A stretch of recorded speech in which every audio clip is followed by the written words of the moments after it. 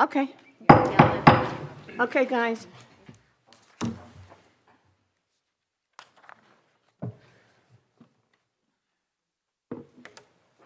Thank you. Good evening, everybody. This is the June Monroe Township Board of Education meeting, June 17th. Can we all please stand for the Pledge of Allegiance?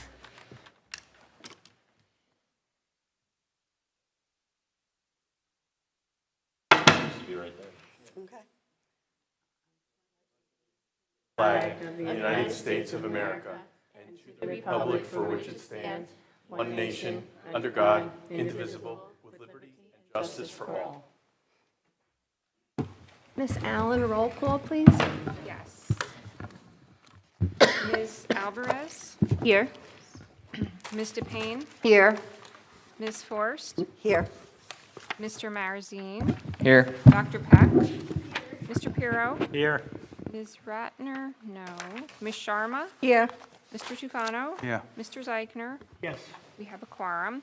In accordance with the provisions of the New Jersey Open Public Meetings Law, the Monroe Township Board of Education has caused notice of this meeting to be published, an electronic notice provided by having the date, time, and place thereof posted May 17th, 2026, and June 10th, 2026, at all schools, on the district website, the Home News Tribune, and filed with the clerk of the municipality.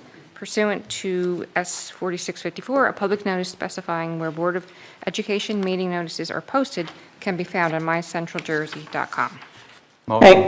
Thank you. Second. Anybody else have any questions about that? Okay. Whereas the closed session resolution, whereas the Senator Byron M. Byer Open Public Meetings Act, NJSA 10:4-6 et sec, the Act provides that the Monroe Township Board of Education may hold an executive session from which the public is excluded to discuss matters that are confidential or one of the 9 subject matters listed, Section 12B of the Act.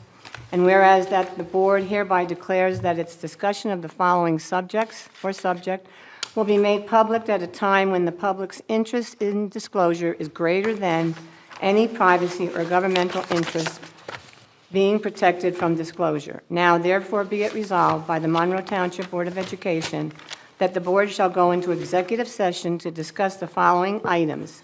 Additional items may be determined and announced as needed. One is pending or anticipated litigation and matters covered by the attorney-client privilege. 2, matters involving employees in terms of their employment and contract. And 3, HIB investigation involving students. Be it further resolved that said discussion may be disclosed to the public when reasons for discussing and acting upon it in closed session no longer exist. Action may be taken on any of the items stated above. Do I have a motion to go into closed session? Motion. Is there a second? Second. All those in favor? Aye. Aye. Okay. We'll be going into closed session until 7:15. We'd like to start, I have to open up the meeting because we were in closed session. Now we're in open session in order to give the awards out tonight. So we welcome you and thank you and be patient. We have such wonderful awards for all of our wonderful students. And I'll hand it to Dr. Lehman. Yeah, so this is one of the highlights we have of the year. Tonight we're going to recognize our retirees. We're going to recognize student athletes, and we're also going to recognize some academic and performance-related awards as well as our music awards, performing arts awards. So we're going to kick this off. I'm going to hand it over to Mr. Maralda, and the way this will work is all the students and or staff, we're going to shake hands down here on the floor. So we're not going to have anybody walk up the stairs or anything like that. Should make it nice and easy and smooth. Okay?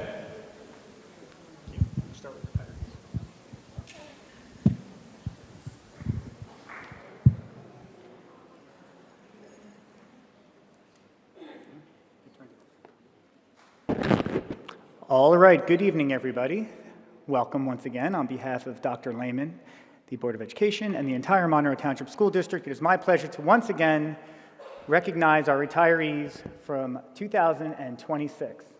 And all of these retirees have been celebrated in their own way, but tonight at our board meeting, we look forward to recognizing them formally as we get ready to close out this school year. We start with a quote by the greatest author of all time, J.R.R. Tolkien, who reminds us that not all that will glitter is gold, and not all who wander are lost. Starting off with transportation. It's only appropriate to start this recognition with how we start every school day. One of the most thankless jobs, but one of the most critical jobs in the entire organization, our drivers and our paraprofessionals who assist them. We begin by thanking and recognizing our Transportation 2026 retirees, starting with Mr. James Dempsey.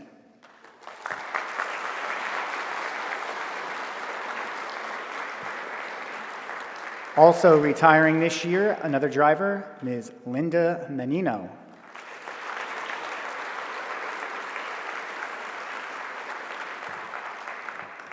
Ms. Maria Salvador.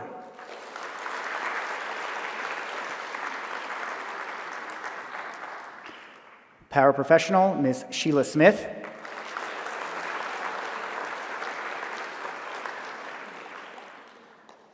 Driver, Maria Steinberg.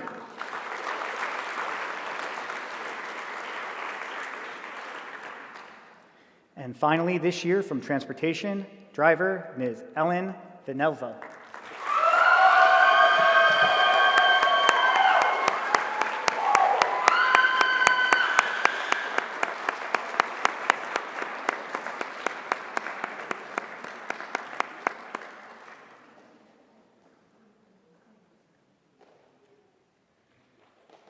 Thank you, Ms. Vinelza.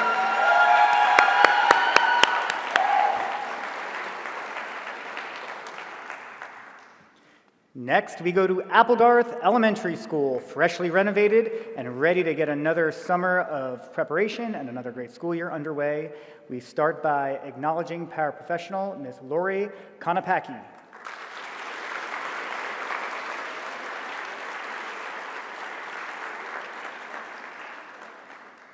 Also retiring this year from Applegarth, teacher of special education, Ms. Carol Pignataro.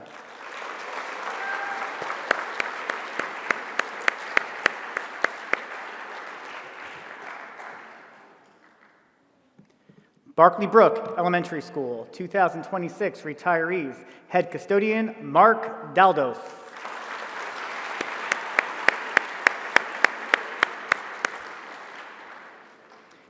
Teacher of basic skills, Ms. Margaret Delmonico.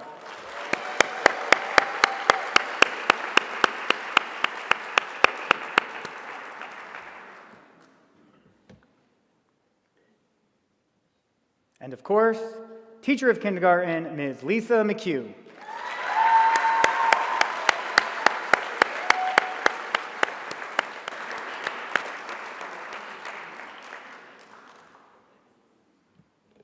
Thank you, Barkley Brook retirees.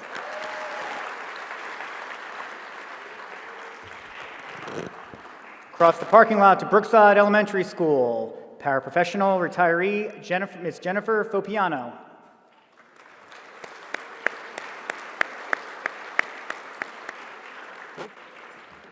My apologies. Paraprofessional, Brookside, Ms. Susan Letterman.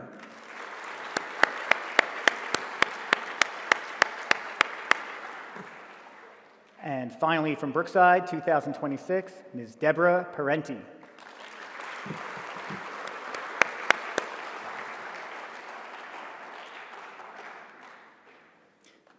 Mill Lake Elementary School, 2026 retirees. If Ms. Garcia would like to come up. Is she out there? Okay. Teacher of special education, Ms. Paula de Blasio.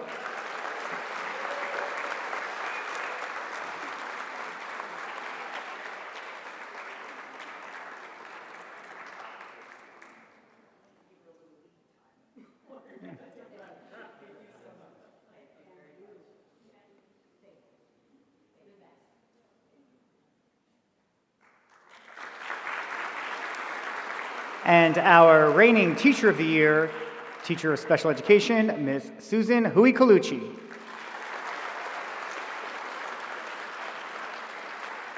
Thank you, Mill Lake retirees. Now we move on to Oak Tree Elementary School. 2026 retirees, paraprofessional Ms. Janet Garavente.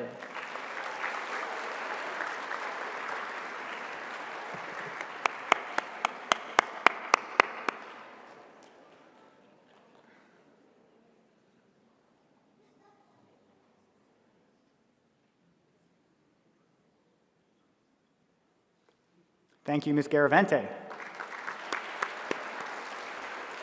Also, Oak Tree retiree 2026, paraprofessional, Ms. Marie Heitner.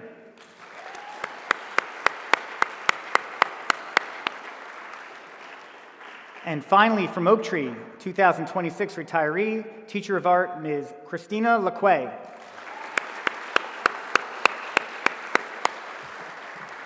Thank you, Oak Tree retirees.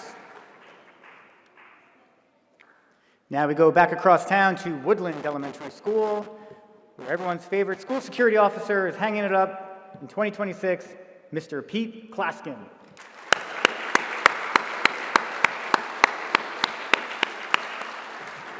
Thank you, Mr. Klaskin. And now we go to the Monroe Township Middle School. If you've ever been in the middle school, you've benefited from the work of this man, lead custodian, Mr. Frank Harselek.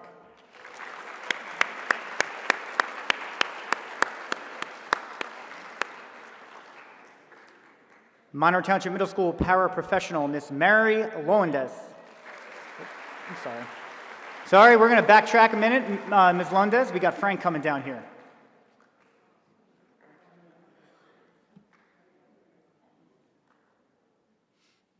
Sorry about that, Frank.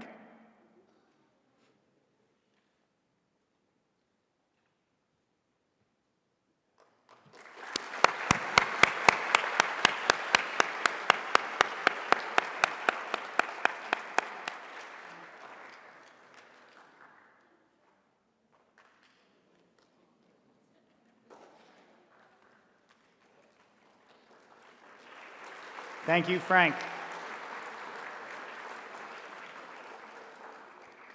Also out of the middle school, custodian Tom McCulley.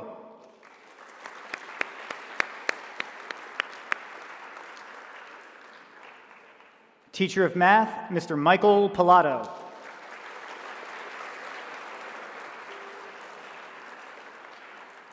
And finally, the nervous system of the middle school, the brain behind almost every community initiative, retiree 2026, teacher of social studies, Ms. Christy Visaki.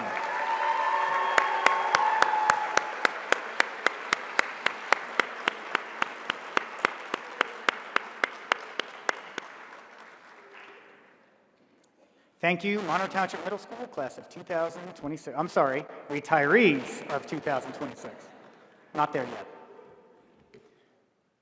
On to the high school. 4 retirees this year, starting with paraprofessional Ms. Kathy Antonicelli. Sorry, Kathy. 10-month secretary in the counseling center, Ms. Roseanne Buda.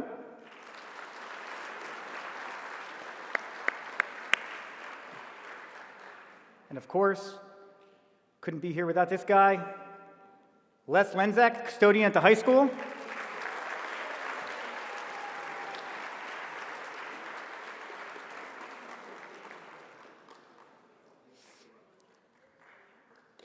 And finally, this year's 2026 retiree out of the high school, Ms. Marianne Siciliano.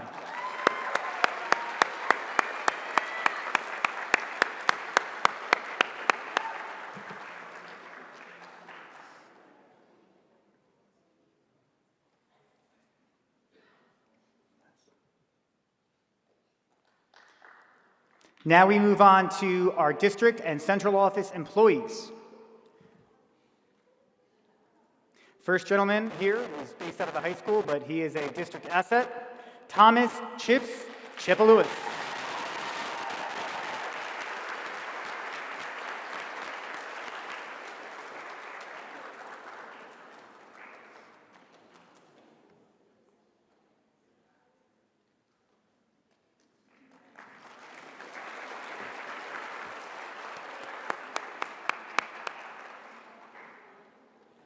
Hate to see this guy go. Security Officer, former Chief Michael Lloyd.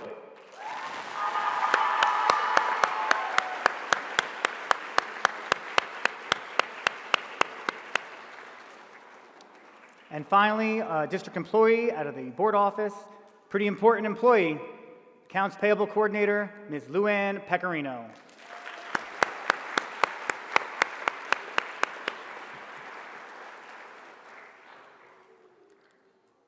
Ladies and gentlemen, one more round of applause for the retirees, Monroe Township School District 2026.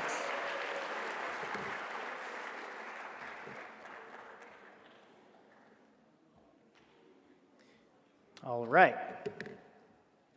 We will now transition to the student and staff recognition portion of the event. Now, before we get started, we close out the school year every year with an opportunity to formally recognize our students and staff before the Board of Education, our teachers, and our community. And while it's important to recognize that these students have all been recognized in their own capacity with their own clubs, at the end of the day, doing this at a board meeting is very important because it reminds us what we're all here for in the first place. Now, I also should remind you that it is the end of the school year, and that tonight, as we speak, our seniors, class of 2026, are preparing for their senior sunset, which formally closes off the school year in a fashion that we have come to love and really look forward to every school year. So, not all of our students will be here tonight. We will read their names regardless, so they are forever memorialized in the minutes of this meeting for their accomplishments as students throughout the school year. So we will begin. We'll pass right over Dr. Lehman's opening remarks because he kind of already made them, unless you'd like to say something else, Dr. Lehman. And we will get right into it, and it is my pleasure to introduce our district supervisor for world language, English language arts, media studies, and everything else in between, Dr. Kelly Roselle, who will speak about New Jersey's Seal of Biliteracy.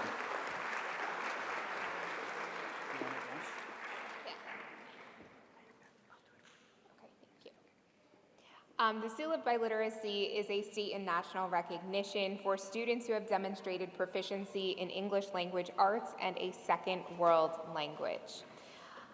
Ashika Argawal.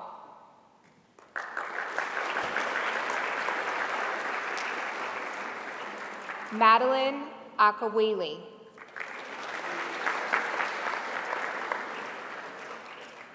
Sarvesh Anand.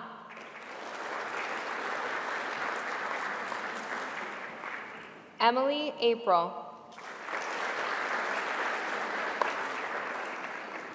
Raji Ivadiappan.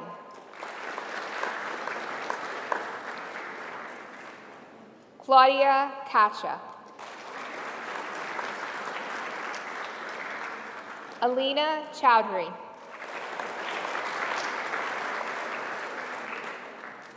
Nadia Shavarska.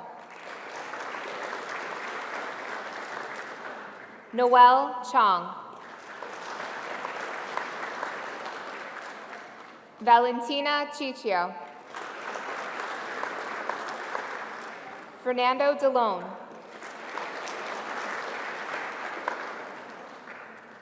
Jordan Getz. Justin Getz.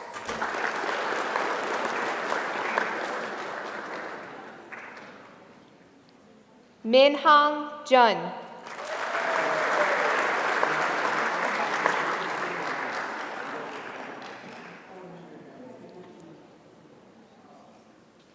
Preet Kaur Kalsi.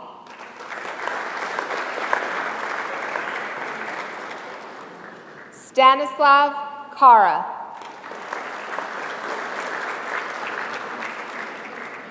Lasini Kavari. Shrihan Kodati.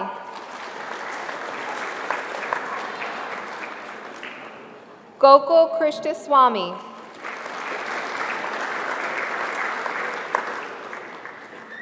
Christina Latash. Saransh Malhotra.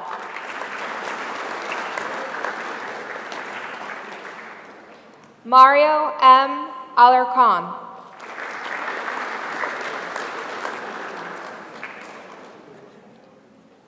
Marzia Mujid Zada.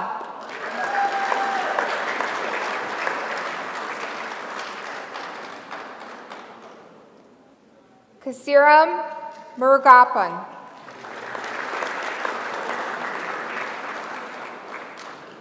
Annette Olachea.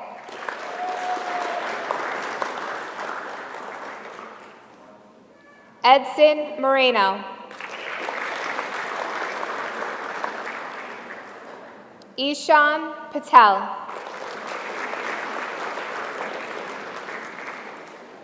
Roberti Portuguese.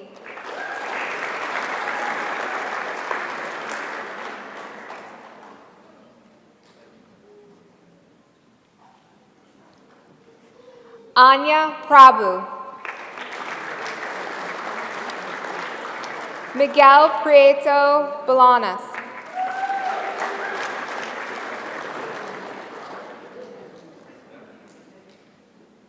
Ananya Raja.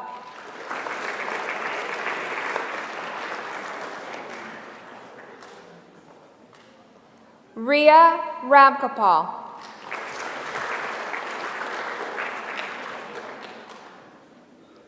Ana Maurice Ramirez.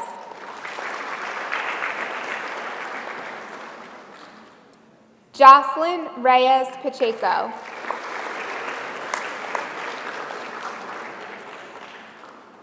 Antonio Rabeno Fernandez.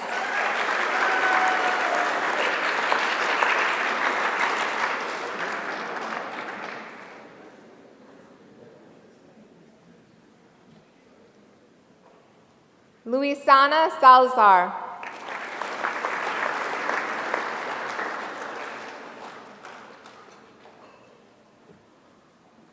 Mark Salmon.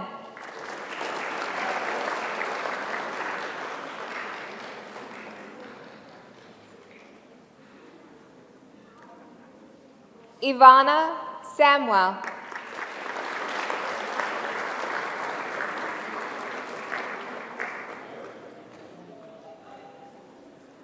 Hannah Schusler.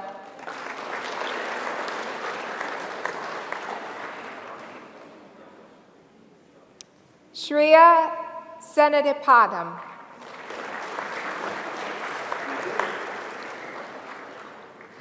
Advik Sivakumar.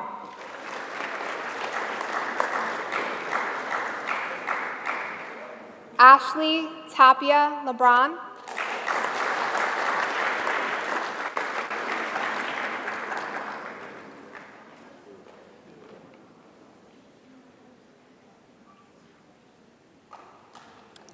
Jesus Vara.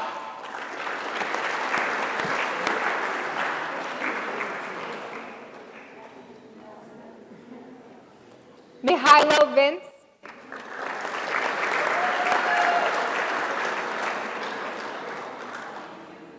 And Jillian Weissman.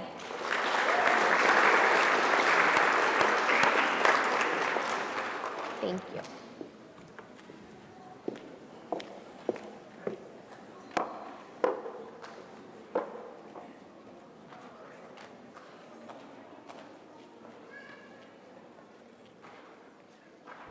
All right, thank you, Dr. Roselle, and congratulations to all of our students that earned the New Jersey Seal of Biliteracy.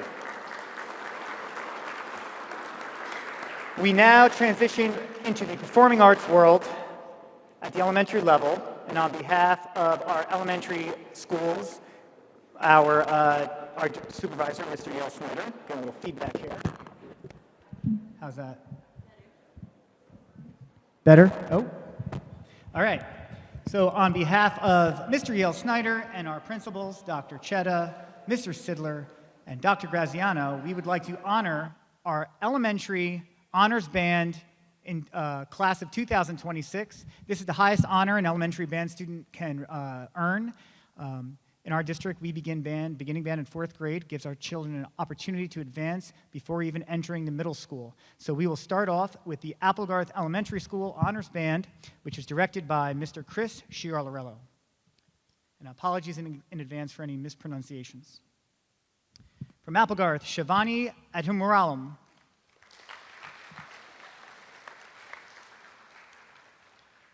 Raunik Aurora. Viraj Aurora.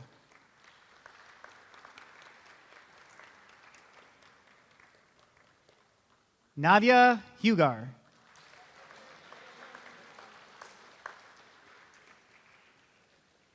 Ishan Indukuri.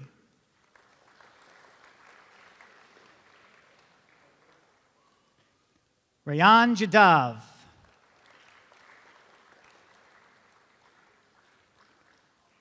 Nidhi Jugaredgari.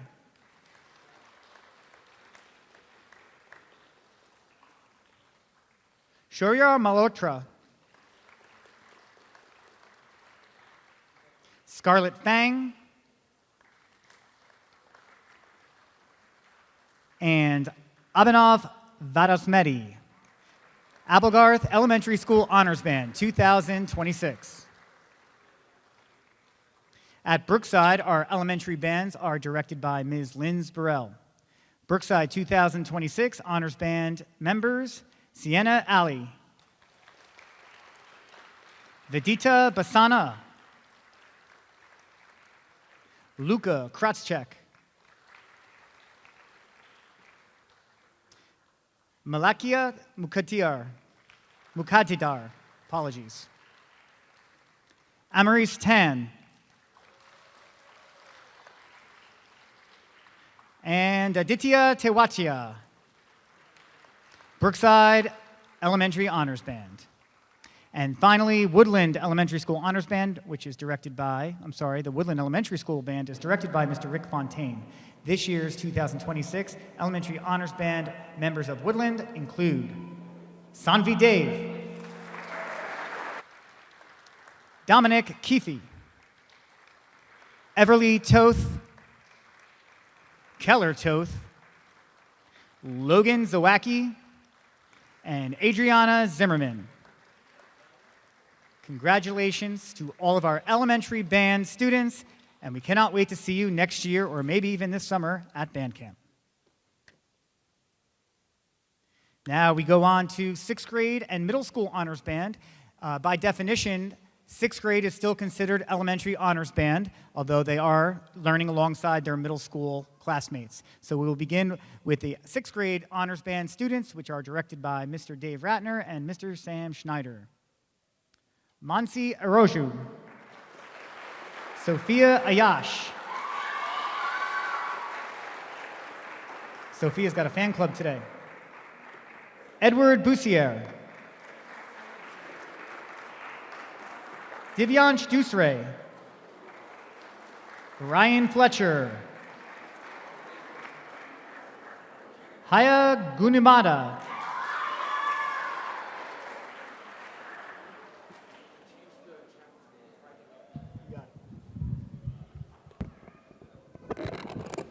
I think I left off at Ayan Kapoor.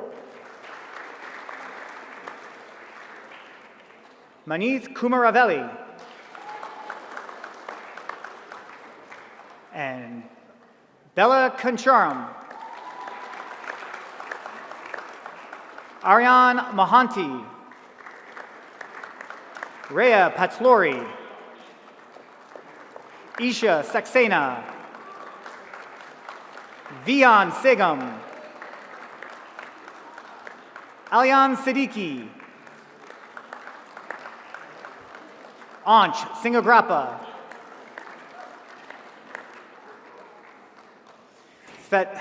Satvika Srinsvanan. Sravats Suram. And Amelia Wood.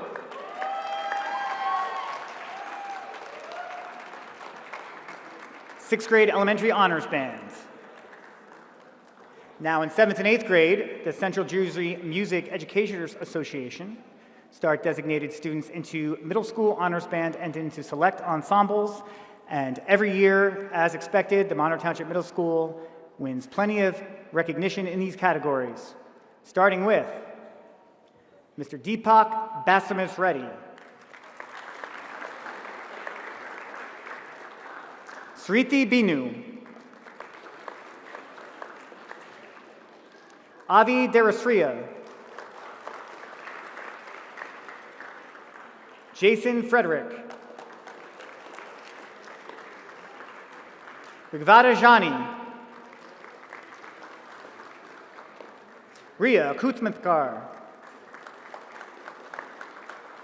Logan Parikh. Janil Patel. Rayan Patel. Samir Qureshi. Alicia Shunde. And Dharav Venkat. Congratulations, Middle School Honors Band, under the direction of Ms. Tiana Zarelli. Now we will recognize our students who were selected into the select ensembles. These are hand-picked students to perform amongst their peers throughout Central Jersey in a all-star team of sorts of musicians, starting with the Intermediate Region Wind Ensemble. Ms. Zarelli's students, Adav Ajay and Avi Jatana.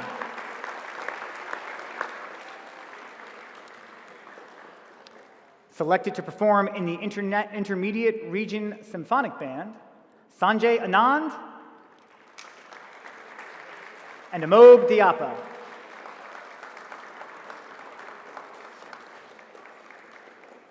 Four students this year were selected to participate in the Intermediate Region Percussion Ensemble, including Jackson Berkuda, Carmine Corona,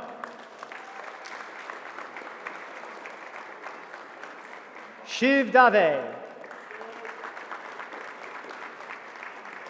and Jarek Duran Gerald Raj.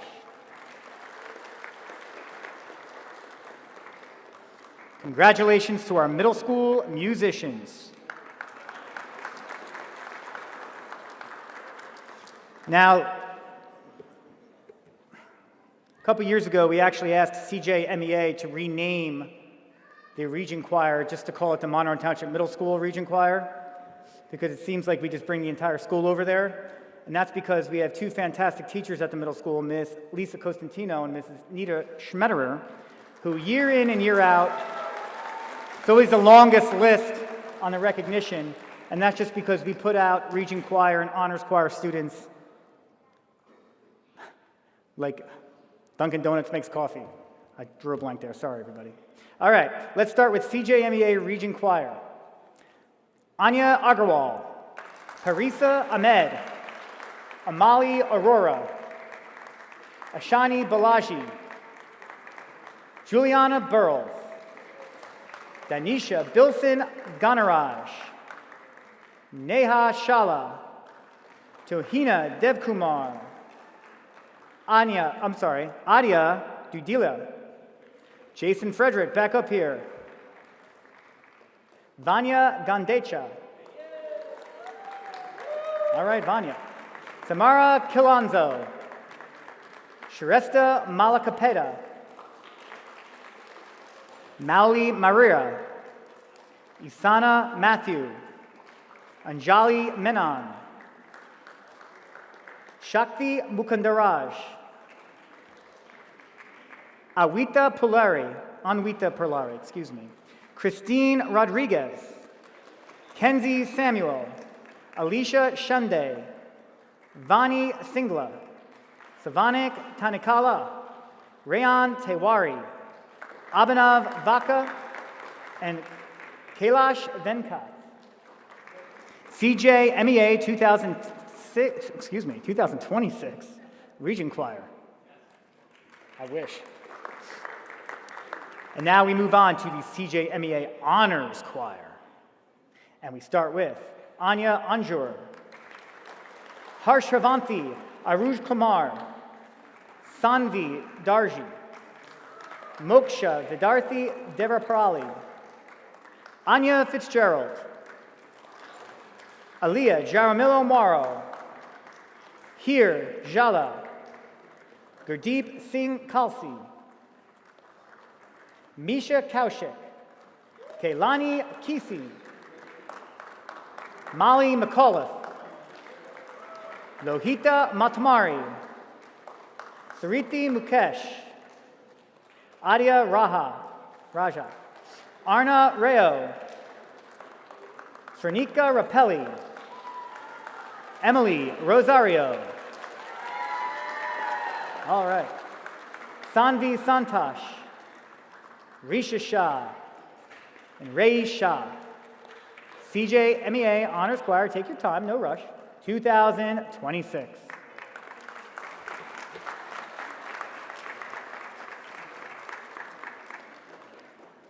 We're moving on to the high school now, where our long-standing tradition of outstanding choral performance continued this year in CJMEA, NJMEA, and at ACDA, which is the national version of these organizations, directed by Ms. Riley Avilis.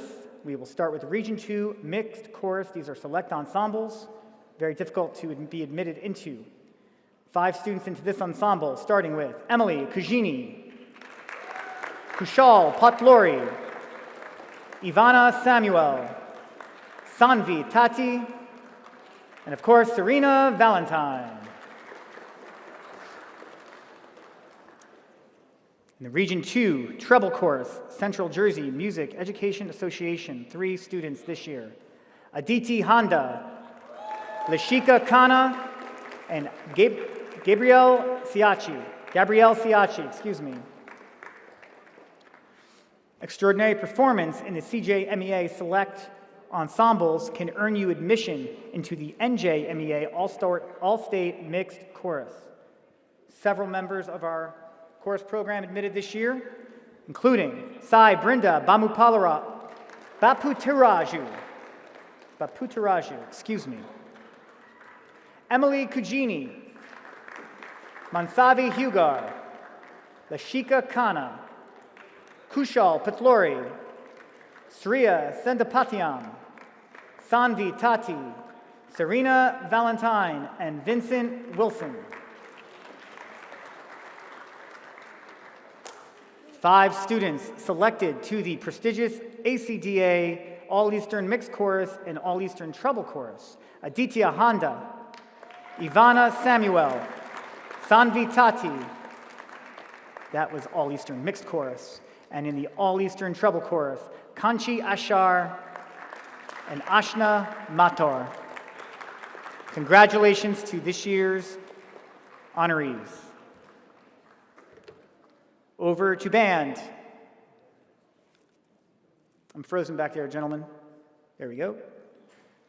Under the direction of Mr. Sean Nagpal, CJMEA Region Symphonic Band, Arush Abalash, Ava Leong, Maya Pai, Sharvil Srinsavan, Manvith Davatam, Manvith, and Edward Sitsanis.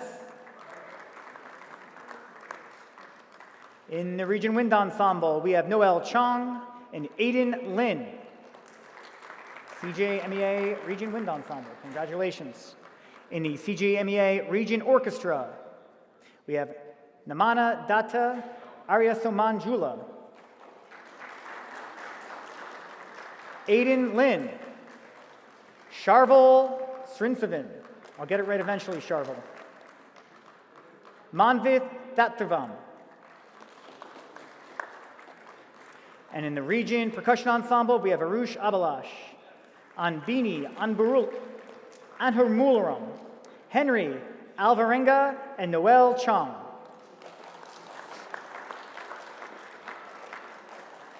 Several students then proceeded to qualify for the New Jersey Music Educators Association All-State Wind Ensemble, include Arush Abalash and Manvith Thavitam.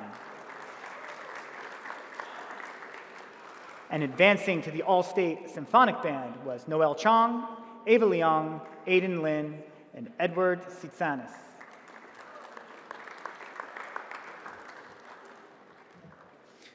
We are also pleased to share that we had 4 students that were selected into the New Jersey Association for Jazz Education.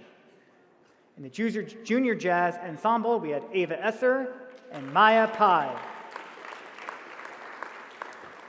In the senior jazz ensemble, we had Manvith Datavam and Edward Tsitsinis.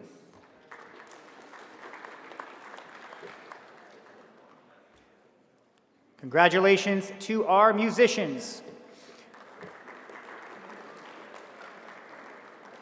About 10 days ago, we honored in the Commons of the high school, some of our students that enjoyed extraordinary accomplishments in the field of robotics and computer science. This year, Monroe Township Middle School Code Zero competition team qualified for the World Championship in St. Louis, Missouri. This team, constructed of Sarvats Balaji, Arun Mirza, Janil Patel, and Arav Venkat, went down to St. Louis, Missouri for the second straight year and represented our district amongst international competition and plan on doing it all again next year. Congratulations, gentlemen.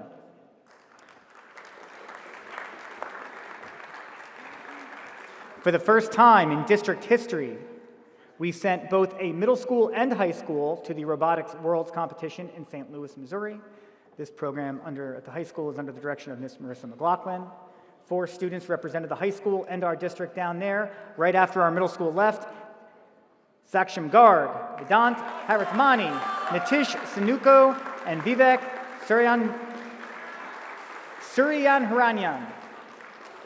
These gentlemen not only impressed us with their accomplishments, they volunteer countless hours with our youngest students and have set the standard, and they will be hopefully coming to help us out this summer because they're all smarter than us. Congratulations to our robotics program this year. Right next door to our robotics program, under the direction of Ms. Vanitha Garishankar, 5 students competed in the Lockheed Martin CyberQuest competition and earned 3rd place. It was a highly competitive, very challenging competition. Our students continue to go down there and represent us very well, so much so that Lockheed Martin decided to come back and follow us back to the high school to evaluate our programs, meet with our teachers and staff, and to find out exactly what is going on here in Monroe that makes our students so damn smart. Let's start with Ansh Shenawar, Ansh Padma, Kevin Padma, Arjun Sarsam, and Haris S. Singh. Enjoying the senior sunset and preparing for what is next. Thank you, Ms. G. Now back to the middle school. The Technology Student Association, otherwise known as the TSA, is a state-recognized career technical student organization. Every year we go to Trenton State College, New Jersey, to compete amongst other schools in New Jersey. This year we had several teams do very well, including this biotechnology team, which earned 3rd place, which consisted of Rachel Levitt, Darshi Sivakumar, Kirti Sivaram, and Sanvi Tirlangi. Great job, ladies, and thank you to Ms. Curran and Ms. Montgomery, our TSA advisors. Also doing quite well at the CSA state competition under the direction of Ms. Curran and Ms. Montgomery, earning 2nd place in the category of flight, Arush Budaparo. Earning 3rd place in flight, Nihal Vodi. Earning 2nd place in web design, Ditya Divela. And in digital photography, earning 3rd place, Gitasha Bhattacharya. Congratulations. And in earning 1st place in the category of coding, highly competitive category of coding, Ishan Sam and Rayansh Sata. Here he comes.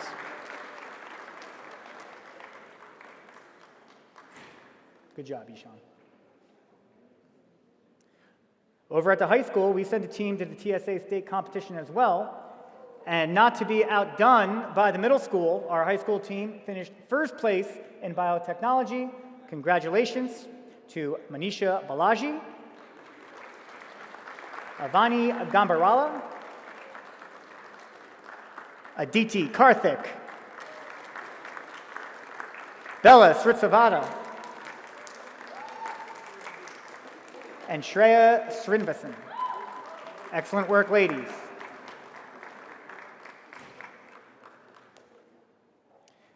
Winning first place in on-demand video, Advith Kunathar.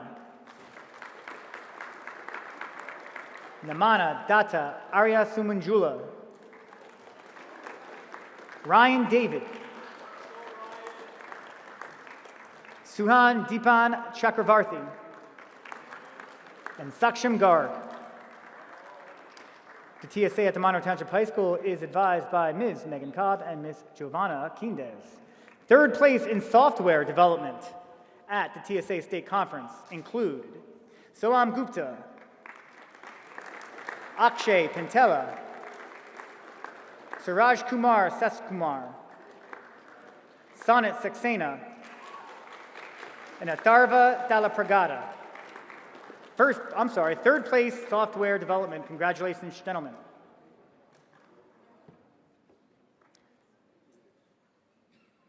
Over to the humanities and the service side of things. We just recognized Ms. Vasaki a moment ago for her retirement. One of the biggest legacy pieces that Ms. Vasaki and her team have given to this district has been the support of the Ohm Foundation. And this year in Thompson Park, not unlike every other years, but they raised the bar once again with the installation of a special rock garden. 3 students specifically stood out for their contributions to this ongoing legacy building project that has come to define our district and community service. Today we will recognize Sarah Barda, Alexa Kutransky, and Olivia Lester.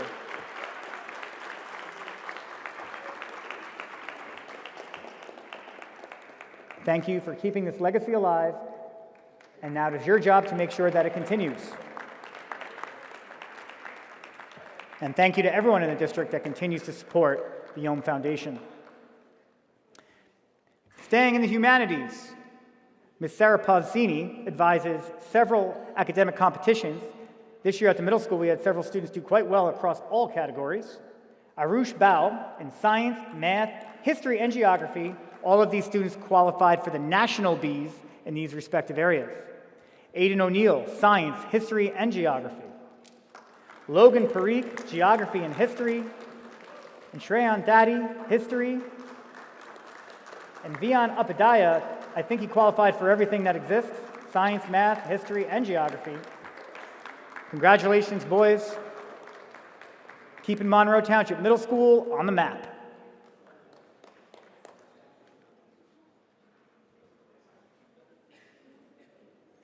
Back over to the high school, a few weeks ago, we learned that 3 of our students won Best Direction and Best Drama at the New Jersey High School Film Challenge. This seems to happen every year. We're in the mix, thanks to the arts and designs of Mr. Boris Loddick and Ms. Larissa Miller, who will likely be helping us in a moment in the Media Center. Congratulations to Dennis Lewis, Thomas Jude Reichel, and Jesse Wagner. And if you haven't seen the film, it is available on our Facebook page. Congratulations, gentlemen. Speech and debate team. We had a national speech and debate district tournament here in New Jersey, and I'm happy to share that Krish Kshatriya finished 2nd place in the national speech and debate tournament. Congratulations, Krish. And this slide, I apologize if it's not as attractive as the others. I messed it up. I didn't have it included in the original presentation, but I just threw it in there now because we had come to learn that we had 3 students who demonstrated exceptional performance at the HOSA competition. If you're not sure what HOSA is, it's an opportunity for future health professionals to engage in academic competitions against their peers. And this year we had 3 students do quite well. Rohit Chawla finished in 2nd place for health informatics. Emily Galella finished in 3rd place for the medical spelling bee. That sounds like a nightmare competition. And in 3rd place, Sanvi Srinsavan researched persuasive writing, 3rd place. Congratulations, students. FBLA, the Future Business Leaders of America. Much to the delight of Ms. Solomon. Lots of things happening in FBLA at the state competition. These students will likely be competing in the national conference at the end of the month. In the category of banking and financial systems, first place, Shubin Byram. Community service project, third place, Arav Kumar. In third place, also for the community service project, Sudishka Prasanna Kumar. Part of that team also was Vairiti Vutla. Dev Patel, also third place in the community service project. Aman Patel, third place in cybersecurity. And Alina Chaudhary in third place for digital animation. We're just getting started in FBLA. Third place for event planning, Shreyas Mishra with his partner, Vikram Ranganath. Second place in impromptu speaking, Haresh Singh. That sounds like fun. Deviti Soni, Introduction to FBLA, first place. Bharati Vutla, Introduction to Marketing Concepts, National Qualifier. Saransh Malhotra, Marketing, second place, along with Hasini Pasupaleti and Abhinav Todi, all earned second place in the category of marketing. Sudishka Prasanar Kumar also won first place in project marketing. Iran Bhatt, third place in retail management. Manvith Thavatam, third place also in retail management. And of course, the winner of the Outstanding Local Chapter Advisor of the Year, Monroe Township High School's own, Miss Jennifer Solomon.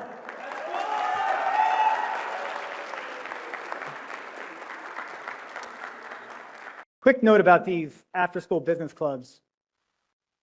There's no way to quantify the amount of hours and time these teachers put into advising these clubs. You see just at the sheer amount of students they have to manage.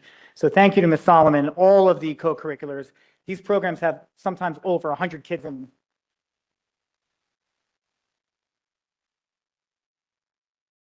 That concludes the academic portion of the event. I will now turn it over to my colleague, Mr. Stephen Barron-Deacon. Thank you, everybody.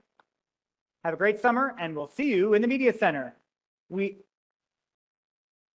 you are here for the athletic portion, please do not leave.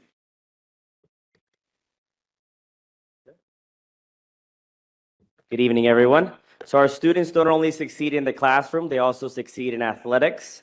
We're happy to announce our sport awards for our winter sports as well as our spring sports. So I'll begin with the winter. For basketball, GMC All Division, Josh Ellis. Girls basketball, All Conference and All Division, Kira Longo.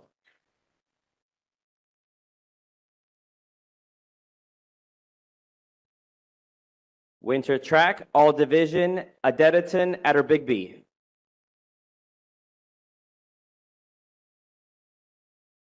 Winter track, All Conference and All Division, James Giordano.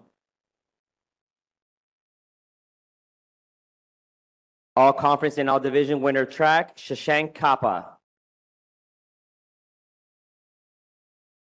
All Conference and All Division, Winter track, Nishant Tama. And All Division Winter track, Denise Pena. Continuing with the winter, ice hockey, All Conference, Benjamin Blizniak. All Conference hockey, Matthew DePalma. All Conference honorable mention, Nicholas Diaz.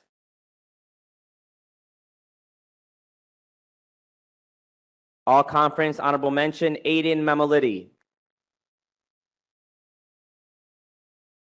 And All Conference for ice hockey as well, Tristan Muniz.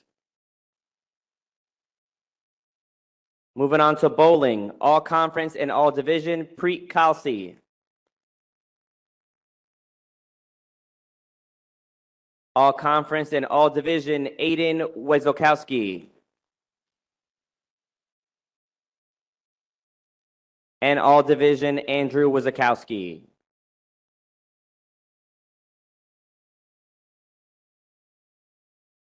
The next 8 student athletes are all swimmers, all conference and all division. Brandon Anand. All division, Jacob Barsick. All conference and all division, Annie Bashra. All division, Jasmine Kimchandani.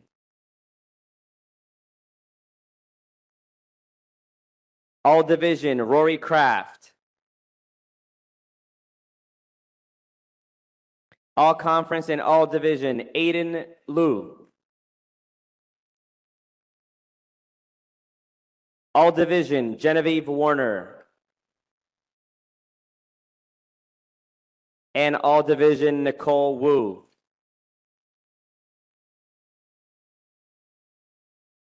Moving on to wrestling. All conference and all division, Kyle Capodanno. All conference and all division, Anthony Caponegro. And all division, Nick Cavallo. Those were all individual awards. We do have a few team awards as well. Boys bowling, coached by Andrew Isola, were Central Group 4 sectional champions and Central Group 4 state champions. Saksham Guard. Aiden Hoppy. Matthew Salerno. Arav Thakar. Andrew Wyzokowski. Aiden Wyzokowski. And Kevin Yovan. Next up, we have our unified bowling team, coached by Sandra Mascali and Caitlin Myers. State champions, Ayan Ali, Matthew Attire, Yazin Awal, Zishan Bora, Joseph Kirk, Adrian Kubek, Dhruv Rao, and Veer Shah. Congratulations. Additionally, a team award, wrestling, coached by Coach Joe Urell, received the Sportsmanship Award.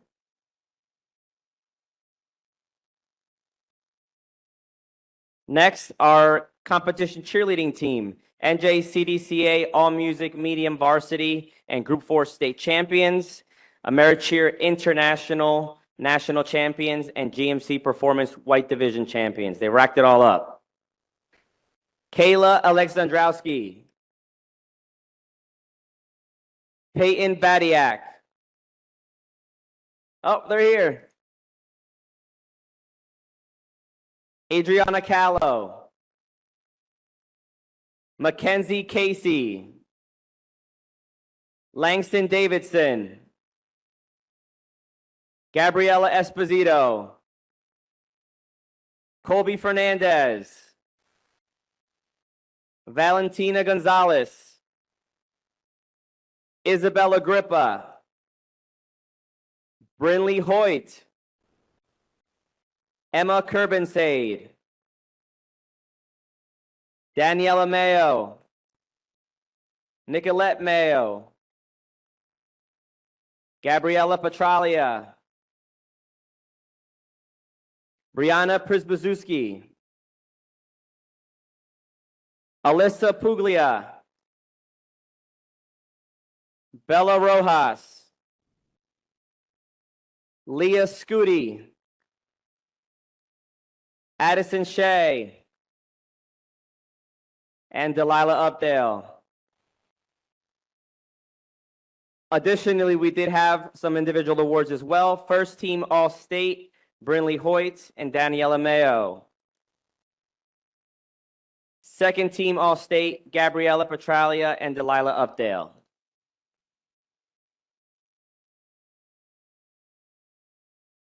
All right, moving on to the spring sports.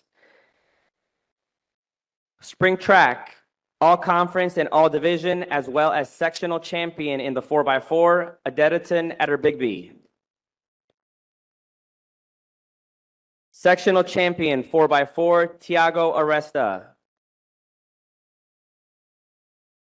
All conference and all division, James Giordano. All conference and all division and sectional champion in the 4x4, Shashank Kappa.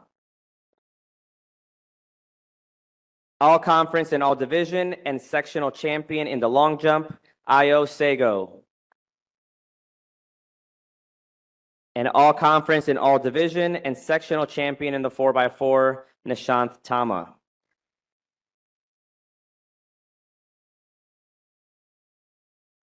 Girls lacrosse, all conference and all division, Ava Citron. All conference and all division, Emma Profaci. All conference and all division, Delilah Updale. All conference and all division and defensive player of the year, Victoria D'Souza Emelo. Spring track, all division, Keisha Gandhi. All division, spring track, Serena Johnson. All division, spring track, Denise Pena. All conference and division at large and sectional champion in javelin, Iman Seydu.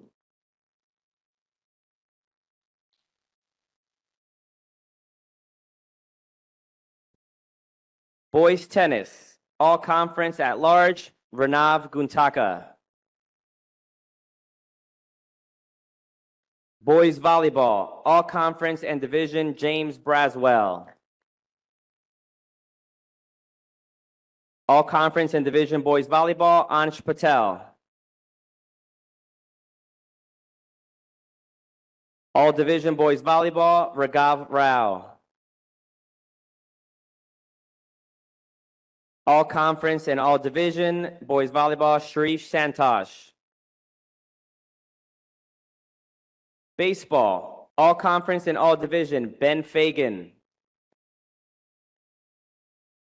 All conference and all division, Justin Mangano. And for softball, all division, Avery Tanjutko.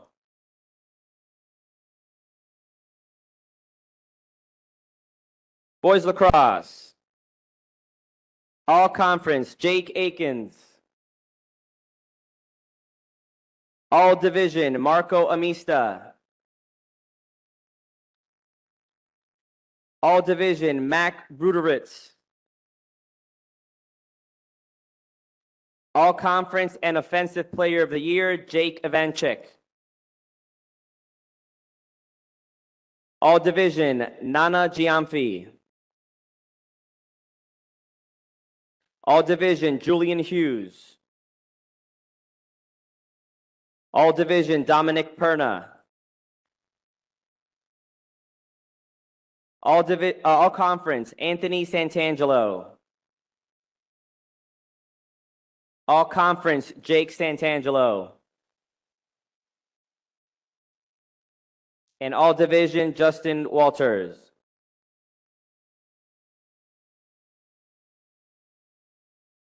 Flag football, all division second team, Valentina Francisco. All division first team, Denise Pena. All division first team, Mia Marabudo. All division first team, Isabella Rosano. And all division first team, Isabella Sigmund. A couple team awards as well for the spring, very successful. Our boys volleyball team, coached by Coach Victoria Isola, and assisted by Pete Ruktashel and Jen Solomon, Red Division champions and GMC Conference champions.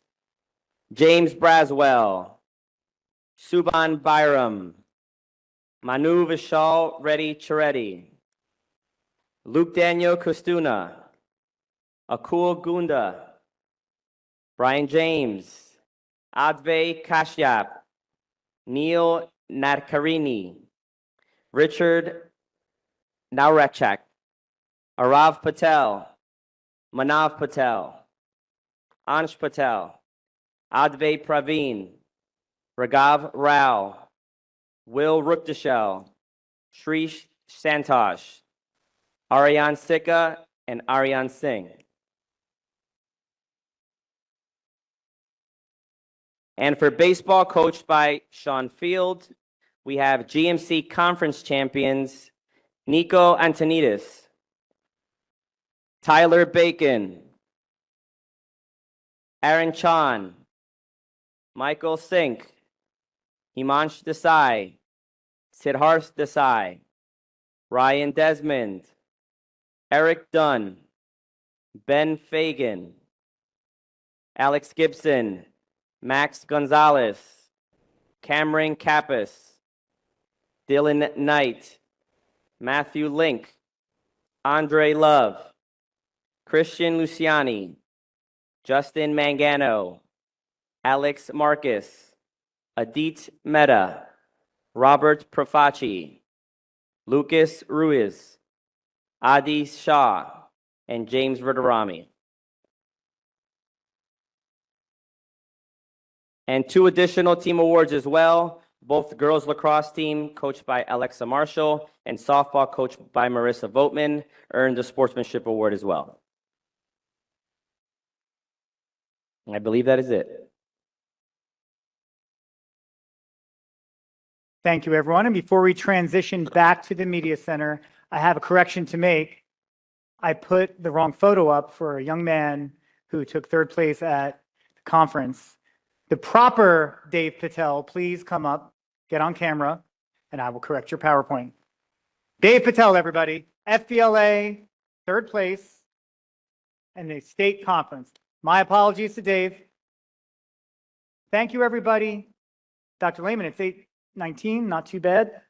And we will see you all in the media center. Have a wonderful summer. Okay? Okay, thank you very much. What a wonderful celebration of our athletes and our band and our chorus. It was so nice to give out all those awards. So congratulations to everyone who received something tonight. Next is the I want to reopen the meeting. Is there a motion to reopen the meeting? Motion. Is there a second? Second. All those in favor? Aye. Aye. Approve or abstain? Thank you. Approval of minutes for Public Board of Education meeting, May 13, 2026. Is there a motion? Motion. Is there a second? Second. All those in favor? Aye. Opposed or abstain? Closed session meeting, May 13, 2026. Is there a motion? Motion. Is there a second? Second. All those in favor? Aye. Opposed? Abstain. We did the retiree recognition, correct, Dr. Lehman? Yep. And the student recognition. Student board members report. Good evening, everybody. So we're going to start with Mill Lake School. Mill Lake is closing out the 2025-2026 school year with excitement, celebration, and school spirit. They kicked off June with their first ever Mill Lake Woodland PTO-sponsored color run, which brought students, family, and staff together for a fun-filled community event. The students also participated in several memorable field day experiences.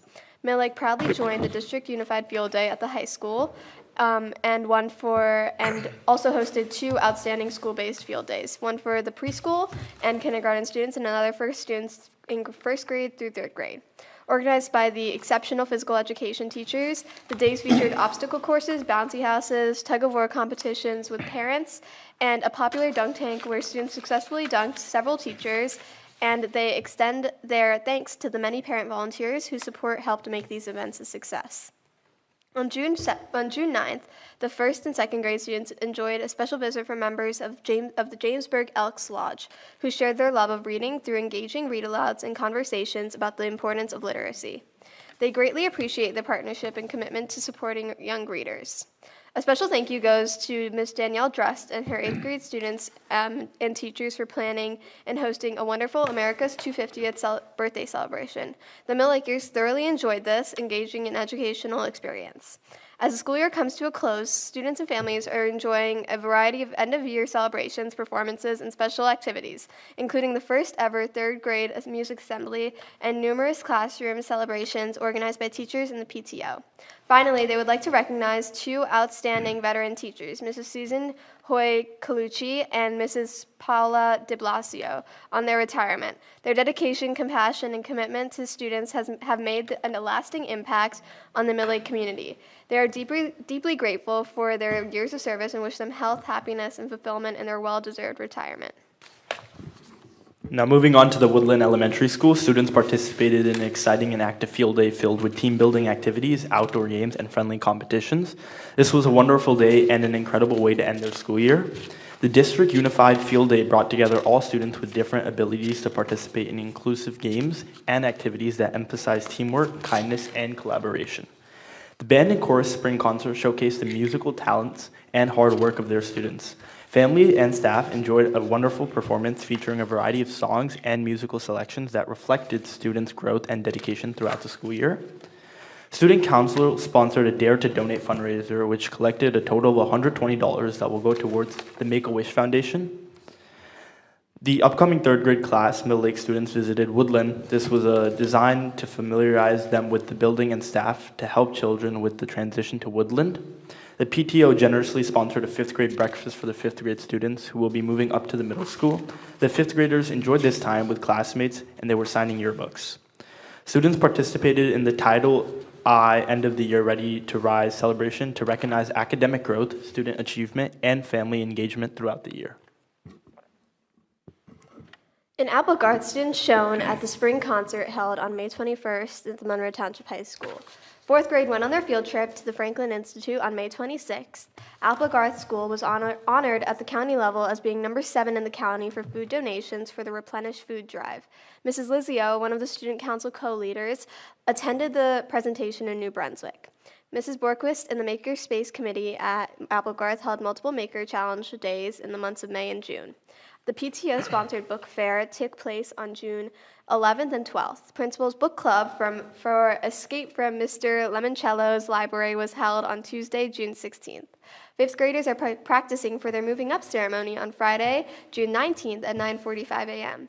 Applegarth School gave a sizable donation to Blood Cancer United after a student council penny war fundraiser.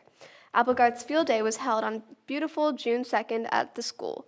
Thank you to Mrs. Flesher and Mr. Bell for organizing. Now moving on to Oak Tree Elementary. June was a very busy month at Oak Tree, beginning with a unified field day and their own base field day. 3rd grade students showed off their inventions and portrayed famous inventors at different parent events throughout the month. Their annual wellness night took place on June 4th, with the evening ending with a star-studded mass singer event. Oak Tree students learned more about our country's 250th birthday with the help of 8th grade students who visited each classroom. Their kindergarten students showed off their signing talents during their moving up celebration, proving they are very ready for 1st grade. Their students participated in a mix-it-up lunch yesterday, at which they were able to eat together as a grade-level picnic style outside. And now moving on to Barclay Brook Elementary School. Students participated in several memorable events, including the school-wide field day, the district unified field day, a kindergarten visit from a penguin from Jenkinson's Aquarium, courtesy of the Monroe Education Foundation, a 1st grade trip to Von Thun's farm, and a 2nd grade Eyes of the Wild program sponsored by the PTA. The 2nd grade students also strengthened connections with 4th graders at Brookside through the Barclay Brook and Brookside Buddy program. They exchanged pen pal letters throughout the years, and now students had the opportunity to meet in person, read together, and participate in partner activities. They are pleased to welcome volunteer readers from the Jamesburg Elks, who shared stories with several classes and helped foster a love of reading during the final week of school. Finally, Barclay Brook would like to congratulate retirees Margaret Delmonaco and Lisa McHugh. They are very grateful for their many years of dedication and service to the students, families, and school community, and they wish them all the best in their retirement. Now moving on to the Brookside Elementary School, the 3rd and 4th graders had a great experience at their field trips. The 3rd grade students attended the Six Flags Safari in Jackson and the 4th grade students visited Cornelius Lowe House Village in Piscataway. The band and chorus students did an incredible job performing at their spring concert. The concert took place on June 2nd at the middle school. Brookside held its 4th annual Brookside Day on May 29th. The day was a huge success. Students from the different grade levels worked together on activities in the morning. Following these activities, the students had a picnic lunch and a pep rally. Brookside held its annual field day on May 28th. The students had so much fun. And Brookside's moving up ceremony will take place tomorrow. And the middle school, the one and only, the annual middle school 8th grade award ceremony will take place on June 18th. Over 100 students were joined by parents and staff to celebrate their achievement. Once again, the middle school made the annual Special Olympics torch run a huge success. Thanks to the effort of PE teacher Misty Drake, they raised $3,572. On Wednesday, June 10th, the middle school held its last Student of the Month ceremony as they celebrated the students of March, April, and May. Students were joined by their parents and a chosen staff member to enjoy breakfast with them as the administration of middle school handed out the awards. On Thursday, June 11th, they had a very special retirement party to honor the longtime 8th grade history teacher, Miss Christy Visaki. Miss Visaki has been a staple of the Monroe Township Middle School for over 2 decades and has left a lasting legacy. The middle school held its 6th grade orientation for the incoming 6th graders and parents of Applegarth, Woodland, and Brookside on June 1st and June 8th. They received a large amount of information regarding this middle school. The police department also came to present their lead program, and the Monmouth County Prosecutor's Office shared information on internet safety. On Friday, June 5th, over 60 of the Monroe Township Middle School students participated in the annual law enforcement torch run, joining the adult torch runners for a short segment of their run to celebrate and support the Special Olympics. Now moving on to the high school, which had a lot for this month. Final exams started on Tuesday, June 16th, and high school students have early dismissal scheduled for this entire week and Monday, Tuesday next week being the last days of school. Senior graduation is scheduled for Tuesday, June 23rd at 2:30 p.m., hosted at the Cure Insurance Arena in Trenton. Rising seniors, the class going into senior year, have until June 23rd to complete their self-reflection survey so their counselors can write them letter of recommendations. And then congratulations to junior Anjana Janartha, who has been selected as the New Jersey Technology Student Association president, leading a competitive STEM organization of over 14,000 members. Congratulations to Srini Haltamana, who attended the YMCA Changemakers Summit. He was also chosen as a senior fellow for the Riley's Way Summit, receiving $2,000 in funding and named one of 15 New Jersey recipients of the Gen Z Making a Difference Award, which includes a $5,000 scholarship. Freshman Bella Srivastava earned an honorable mention as a semifinalist in the prestigious Genes in Space competition. Ziana Ziamb Alam was recognized by the United Nations Association of the USA with the 2025-2026 National Community Service Award for contributing 115 hours of dedicated service. The class of 2027 successfully organized a crumble cookie sale, generating over $500 in total revenue. Carnival Para Carrada, presented jointly by the Italian and Spanish Honor Society. This was a charity festival that took place behind the high school with an entrance fee of $10 and was very successful and raised a lot of funds. And then the MTHS Spring Chorus concert took place on June 1st at 7 p.m. And that wraps up our student report. Thank you. Thank you both very much. If you could all indulge me for a minute, I have a resolution to read tonight for Sienna Patel. Whereas Sienna Patel has served with distinction on the Monroe Township Board of Education, and whereas through her leadership, the Monroe Township Board of Education has gained fresh insights into student concerns, student priorities, and what is on the mind of young people in the community. And whereas she has further contributed to the community by serving as a valuable spokesperson, sharing the student perspective at board meetings. So Sienna has exemplary commitment to fellow students and the district, has promoted clear communication between the board, district administration, and the student body. She has demonstrated a commitment to advancing the education of all students without neglecting her own responsibility to strive for success in the classroom. Now therefore be it resolved that the Monroe Township Board of Education recognizes Sienna's dedication and commitment to advancing educational opportunity and open communication between the board, district administrators, and the student body. And be it further resolved that the members of the Monroe Township Board of Education extend their sincere appreciation to Sienna for her dedicated service on the Monroe Township Board of Education, and be it further resolved that members of the Board of Education extend best wishes to you in all your future endeavors. Thank you so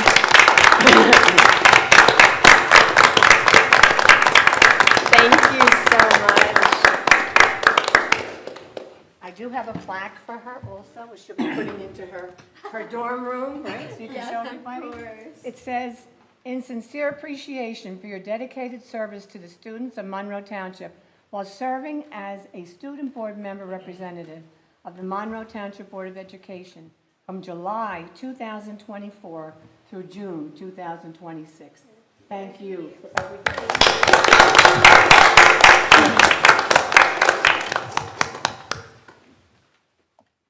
Thank you all so much. It's been a pleasure serving, and I hope that Aditya and whoever comes next can suffice too. Thank you again. Number 9 is a public hearing on the amended employment contract for acting superintendent of schools. Is there any discussion from board members or board members? Just board members. Any discussion amongst our board members on this one? And then if we have none on the board, is there anyone from the public who would like to speak on this amended employment contract for acting superintendent of schools? This is the public hearing. This is the public hearing for the amendment.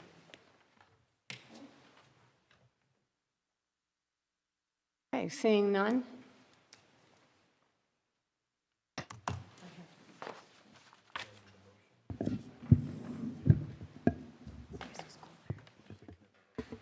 Okay, can I have a motion and a second to? Motion. Second. Okay. All those in favor? Aye. Opposed? No, wait, Oh, I'm sorry, roll call. questions, discussion. Questions, discussion, thank you. I'm so excited about this. Any discussion? I just want to thank Dr. Lehman for all your hard work this year. We appreciate every single day. Thank you. Thank you. Yeah. I also want to thank Dr. Lehman. He is so easy to talk to. He is easy to answer back any questions that you have, and he's very easygoing, which I wish I had a little bit of that, Dr. Lehman. So thank you very much for moving this district forward, especially with our full-day kindergarten and the finishing of Applegarth. Thank you. You've done a lot for this district. I have something to add. Oh, sorry, Mr. Morrison. While I am going to vote in a few minutes to approve this, I think it's inappropriate that now we're paying 2 superintendents. It has nothing to do with you, Dr. Lehman, but it just has, now we're going to pay 2 superintendents, one to stay home and do nothing, and you to do, again, double job, and so you're not getting paid as the assistant superintendent and the superintendent. You're just getting paid extra to be superintendent, which we still have no superintendent, and I'm just, disappointed, and, has nothing to do with you, has to do with my fellow colleagues here. That's all I have to say. Anyone else would like to speak? Okay. Yes, Charlie, did you have your hand? No? Okay. Roll call. Yes. Ms. Alvarez? Yes? Ms. Forrest? Yes. Mr. Marzine? Yes. Dr. Peck? Yes. Mr. Pirro? Yes. Ms. Sharma? Yes. Mr. Tufano? Yes. Mr. Zeichner? Yes. Ms. DePayne? Yes. Motion passes. Okay, we're up to committee reports. I was given, Ms. Ratner is not feeling well tonight, so I have her report to read. The Legislative Advocacy and Community Engagement Committee met on June 9th. The Board of Education members present were Ms. Ratner, Ms. Forrest, Ms. Sharma, and Mr. Payne. The district administration was represented by Dr. Lehman and Mr. Moralda. The committee began with an update from the Delegate Assembly held in May. Then they received several legislative items impacting education that were discussed at NJ School Board Legislative Committee meeting earlier in the month. There was a brief discussion regarding federal legislation, and the committee discussed continuing to focus on this topic in future months. The committee finished with an overview of articles published in the recent Monroe News that highlighted various accomplishments throughout the district. Is there any questions from Ms. Ratner's report? And I have her policy report. Is that okay if I read that now? Okay. The policy committee met on June 9th. The Board of Education members were Ms. Ratner, Ms. Forrest, and Mr. Payne. The district administration was represented by Dr. Lehman. The meeting agenda for this meeting was focused on updates that were recently sent by Strauss Esme.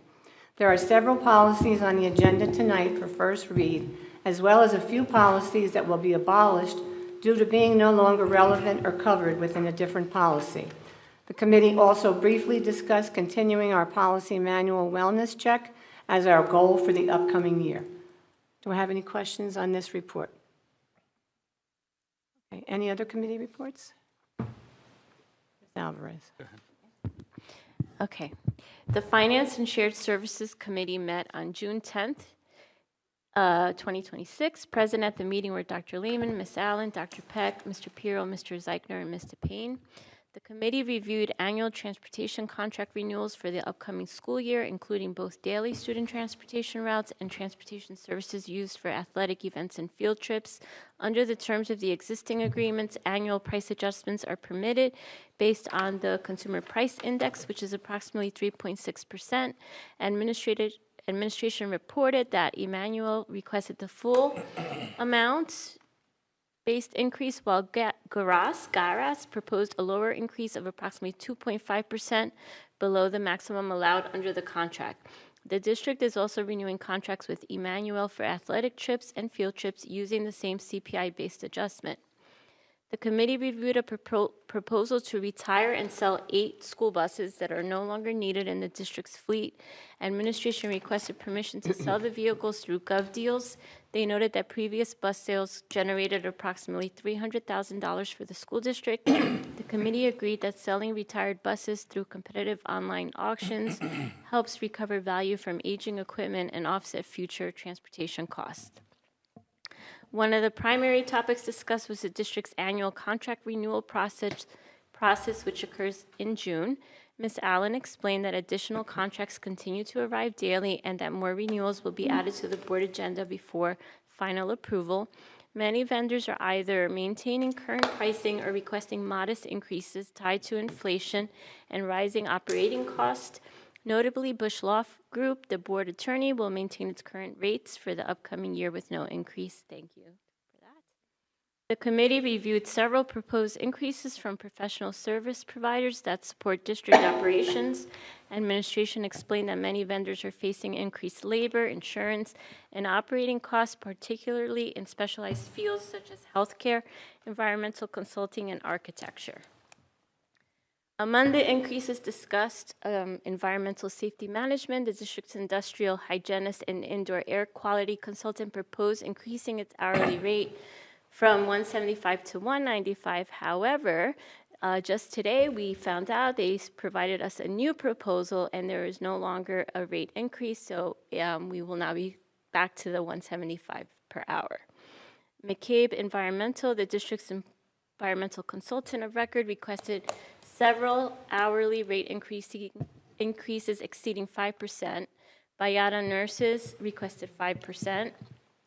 Oxford Consulting, which provides student-related services, also 5% for certain in-home services. DMR Architects, the district's architect of record, proposed a 5% increase in hourly rates.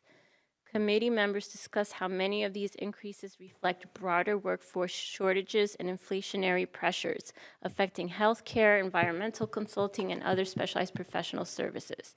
Administration noted that many of these contracts involve services that are necessary for regulatory compliance, student support, facility operations, and environmental monitoring. The committee also reviewed a resolution authorizing the district's annual lease purchase program, which allows Monroe to acquire major equipment while spreading payments over multiple years rather than paying the full cost up front. The proposed 2026-27 lease purchase package totals approximately $3.8 $1.95 million and has already been incorporated into the approved budget. Administration explained that the repayment schedule is designed to align with the useful life of the equipment being purchased while preserving flexibility within the operating budget. The committee reviewed annual costs associated with the district's expanded use of the Genesis platform. In addition to serving as a district student information system, Genesis is now being used for payroll and human resource functions as well. Administration reported that the district's total Genesis-related costs for the upcoming school year will be approximately $95,000, which includes student information services, HR functionality, payroll services, maintenance fees, data backup, and various integrations. Some of these costs reflect the district's continuing transition from older systems and implementation expenses associated with bringing payroll and HR functions into the Genesis platform. Committee members discussed ongoing issues associated with the transition to Genesis payroll. Administration acknowledged that some implementation issues remain and that obtaining timely customer support from Genesis has occasionally been challenging. At the same time, district officials highlighted several benefits of the new system, including electronic timesheets, digital approvals, improved record keeping, and better integration between payroll and human resource functions. As part of the transition from the previous CSI payroll system to Genesis, the district will continue paying approximately $7,000 annually for read-only access to historical payroll records. And finally, toward the conclusion of the meeting, committee members discussed beginning budget conversations earlier in the year so that priorities can be identified well before the formal budget process begins.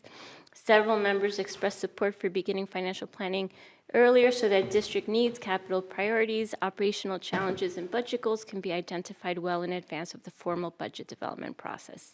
That concludes my report. Does anyone have any questions for Ms. Alvarez? Yes, Mr. Mayor. You said it's going to cost $7,000 a year for the previous records? Yes. How long will that be for? Just forever? Do you know, Ms. Allen? We do go back several years, just to even have the history. Genesis was unable to upload the records from our previous payroll company, so it probably will be several years that we will need to maintain, pay that fee. Okay. Maybe there's something we can look into that would maybe alleviate some of that, obviously. Yeah, we are working with our tech department to try to get some of those records, but it's, just get them in and just basically have them here, but it's not going to be the same as going in and looking things up on your own. I understand. It's a little different process. Any other questions? Committee reports, Mr. Carroll? Yeah, on June 9th, the Building, Grounds, Transportation Committee met. Present was myself, Mr. Payne, Ms. Alvarez, Mr. Marzine, Dr. Lehman, Mr. Tate. First, we spoke about the Honeywell ESEP project update. Committee members reviewed a weekly update report provided by Honeywell, which highlights completion status of the various projects. The LED lighting upgrades are completed throughout the district. Boilers, chillers, and HVAC unit replacements are nearing substantial completion, and commissioning the project closeouts will be completed in the upcoming summer months. The ESEP solar project update, administration shared construction site plans for solar installations at Oak Tree and Applegar School and photos of construction of solar fields at these sites, which began this past week. Work on the rooftop solar arrays at the other sites will begin once school lets out to avoid disruptions to the school operations. So if you drive by Applegarth Road now, you could see the whole field on the side of the school. They already started putting all the framing up for the solar field there. The Applegarth Rod Grant update, administrative provided an update on a previously reviewed roof damage issued at the 1979 roof section. The contractor will return after school lets out to add an additional roof drain at the area of previous structural remediation. The architect and roof manufacturer issued a sketch and specification for this work. A change order will be presented to the board action at the next public meeting to cover this work. The cost is included in the project allowance and will not increase the contract amount at all. Administration provided an overview of ongoing HVAC work, noting that the work on the second shift is near substantial completion and will wait until school is out to bring the contractor back for complete remaining work. Current HVAC work is focused on startup, commissioning, punch list, and contract closeout. The committee reviewed and endorsed the schedule of recommendations for the replacement and restoration of various types of flooring that were impacted by construction operations. A change order will be presented for board action at the next public meeting to cover this work. The cost is also included in the project and allowance and will not add any additional costs for this work. Also at Applegarth School, the underground storage tank project, administration provided an overview noting the project will be undertaken this summer. When school is out, the UST is being removed as heating oil is no longer required, since the building renovations changed the heating and cooling fuel source to electric and natural gas. This project will also be overseen by the NJDEP. As for transportation, the committee asked that the transportation director attend the next committee meeting and be prepared to discuss the DRTS reporting system and the district's efficiency rating, which over the past couple years seems to be lower than we originally our rating was. That's the conclusion of my notes. Any questions for Mr. Pirro? Yes, sir. Not a question, I just didn't want to interrupt, but it's been an honor working with all of you this year, and I know this was probably going to be one of my last meetings for this year at least. I will be returning next year as the Senior Board of Education representative. Fortunately, I wanted to stay for the rest of this meeting, but I have final exams tomorrow, and then the day after that. So I just wanted to leave, but let you all know that I've learned so much working with all of you, and I really appreciate everything you guys do for this school community. Thank you. Thank you. Good luck with your exams. Good luck. Thank you. No other questions for Mr. Pirro? Mr. Zeichner, you have the curriculum? Yeah, the curriculum committee meeting was held on June 10th from 6:06 to 6:40 p.m. Present were Dr. Lehman, Gail DePayne, Carmen Alvarez, Kate Ratner, Dr. Amanda Peck, Dr. Jim Cernansky, Susan Gasco, Danielle Drest, Dr. Kelly Roselle, Jen Roden, Zach Morata, Salvatore Ngona, Yale Snyder, and Charles Eichner. The agenda covered the Accounting 1D curriculum, followed by textbook adoption for trigonometry, Spanish 1, Spanish 2, Spanish 2 honors, and chemistry honors. Mr. Morata presented the Accounting 1 curriculum document. He highlighted its relevance to the 21st century and noted that the redesigned course provided a solid foundation for advanced business studies, post-secondary education, industry credentials, and future careers. He also described the skills students would gain upon completing the curriculum. He noted that the curriculum included an assessment component, addressed ethics, draw on related curricular areas, and emphasized decision-making. A subsequent question was then addressed. Next, Mrs. Susan Gasco discussed the selection of the textbook for dynamics of trigonometry. She highlighted that the upcoming 2027 edition, scheduled for release in the summer, was chosen because it covered Algebra 2 through Trig and Pre-Calculus, making it a valuable resource for students who find algebra challenging. She also noted that the book included a language learning component. Dr. Kelly Roselle introduced a textbook selection for high school Spanish 1 and 2 and high school Spanish 2 honors. She reviewed how the selection process was conducted and emphasized the importance of Spanish teachers' involvement throughout. They all agreed to first identifying the non-negotiable components that had to be in the textbook. Other areas were then identified as needing inclusion in the selection criteria, such as differentiation and other components. Mrs. Danielle Drust introduced the Honors Chemistry textbook. She noted that the book offered greater depth and aligned well with the curriculum and the New Jersey standards.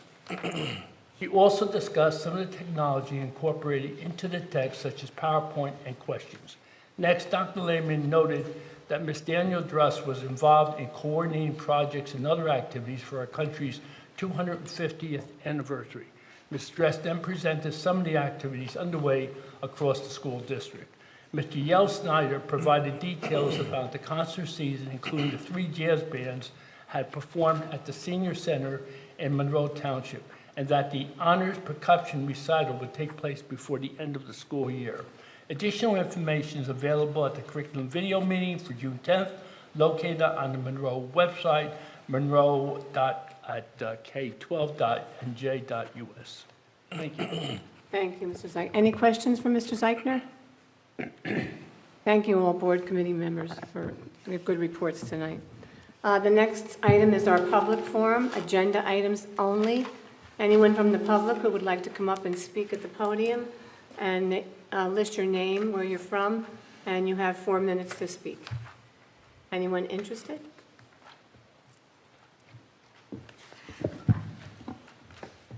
Seeing none, we'll go to item 12, Assistant Superintendent's Report. Sure. So Assistant Superintendent and Superintendent report will be combined, as we have done recently. Just a few highlights. We had hundreds of students, student athletes, staff recognized tonight. So that is, as I spoke earlier, one of the highlights of the year. Some other highlights. Last night was our final performance in our spring concert series. It was the percussion ensemble performance. Percussion class performance was here at the high school in the Commons out front. And tomorrow, believe it or not, we have our first moving up ceremony starting at the elementary schools. And we begin rolling into the moving up ceremony at the middle school, or the graduation ceremony on Monday at the middle school, and our high school graduation on Tuesday down in Trenton. So we are certainly wrapping up the end of the school year, fast and furious. Tomorrow we also have the 8th grade awards assembly and recognition ceremony, and that's in the afternoon. And as our student board members have noted, we are now all on 4-hour sessions. So that is the true sign that we're at the end of the school year, as we have begun the 4-hour session school days. Outside of that, I'm going to get into the report. So under the personnel items 10-member vote, it's recommended that the board approve the attached personnel items A through BL. A through BL. Second.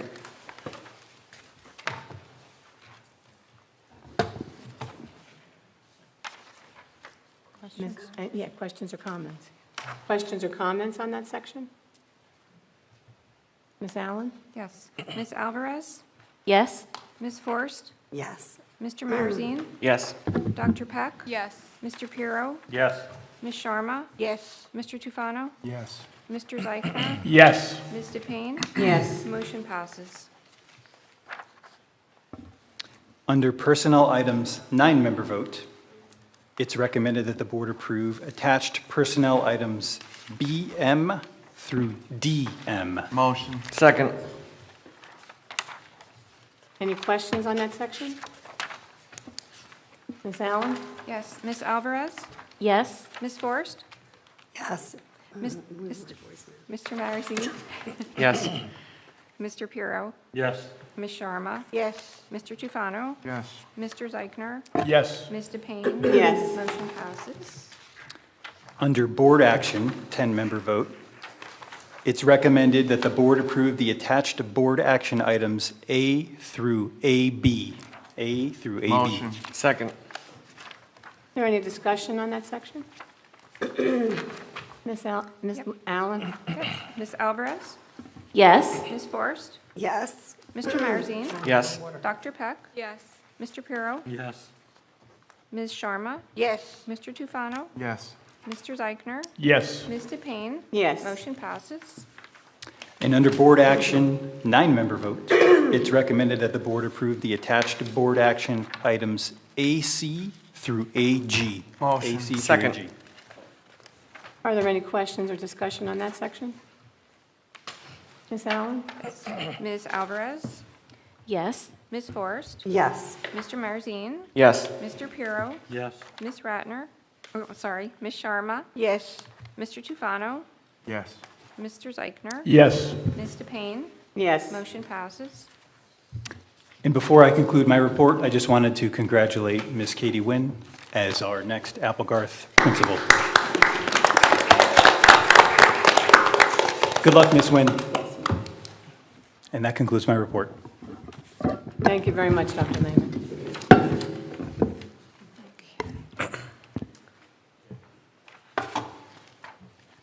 So before we get into the business administrator's report and recommendations, I'm going to read the doctrine of necessity.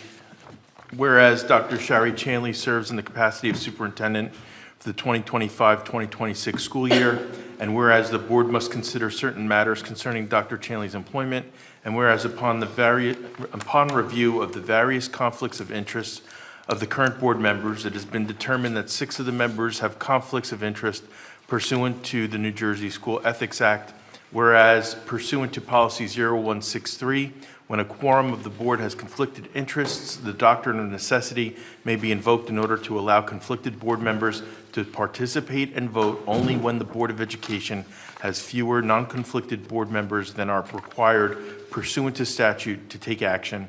And whereas when invoking the doctrine of necessity, the board shall state publicly that it is invoking the doctrine of necessity with the reasons for doing so and the specific nature of the conflicts of interest. And whereas the board policy further provides that it shall read the resolution invoking the doctrine of necessity at a regularly scheduled public meeting, post the notice of the resolution for 30 days, and provide the School Ethics Commission with a copy of the resolution. And whereas the School Ethics Act NJSA 18A:12-21 et sec. was enacted by the State of New Jersey Legislature to ensure and preserve public confidence in school board members and school administrators and to provide specific ethical standards to guide their conduct. And whereas the School Ethics Commission has provided guidance regarding the invocation of the doctrine of necessity when a quorum of the Board of Education is not available because members of the Board of Education have conflicts of interest on a matter required to be discussed and voted upon. And whereas the board intends to conduct votes concerning Dr. Chanley, whereas members of the board have conflicts of interest that would prevent their participation in and vote on the matters related to Dr. Chanley are as follows. Carmen Alvarez, Gail DePayne, Peter Pirro, Usha Sharma, and Charles Eichner are involved in litigation with Dr. Chanley, and Kate Ratner's husband, David, is a teacher employed by the board. Whereas, as a result of the foregoing, the board does not have a quorum to vote on matters related to the superintendent's employment, and the board's counsel and the board have determined that it is necessary to invoke the doctrine of necessity. Now, therefore, be it resolved that the above paragraphs are hereby incorporated by reference, and be it further resolved that the doctrine of necessity is hereby invoked with respect to the board's public votes related to Dr. Chanley, and be it further resolved that a copy of this resolution, having been read at a public meeting of the board on June 17, 2026, be posted in accordance with the board's standard procedures for not less than 30 days, and that the board secretary reflect the same in the minutes of the meeting, and be it further resolved that a copy of this resolution be provided to the School Ethics Commission. Can I have a motion and a second? Motion. Somebody second? I'll second it. Is there any discussion, questions? All those in favor? Or do you want a roll call? Roll call, please. Yes. Ms. Alvarez? Yes. Ms. Forrest? Yes. Mr. Marzine? No. Dr. Peck? Sorry. Okay, yes. Mr. Pirro? Yes. Ms. Sharma? Yes. Mr. Tufano? No. Mr. Zeichner? Yes. Ms. DePayne? Yes. Motion passes. Okay, so it is recommended that board action items A through AB under the 10-member vote be approved by consent roll call. Motion. Second. Is there any discussion, Is that the bill questions? list? It's everything. Yeah. Everything from, what was that again, Ms. Allen? Yes. 10-member. A through AB, 10-member. Maybe, Mhm. okay. Yes. Okay. Ms. Alvarez? Oh, I'm sorry. Is there no No questions or comments, right? Ms. Pirro, Mr. Pirro?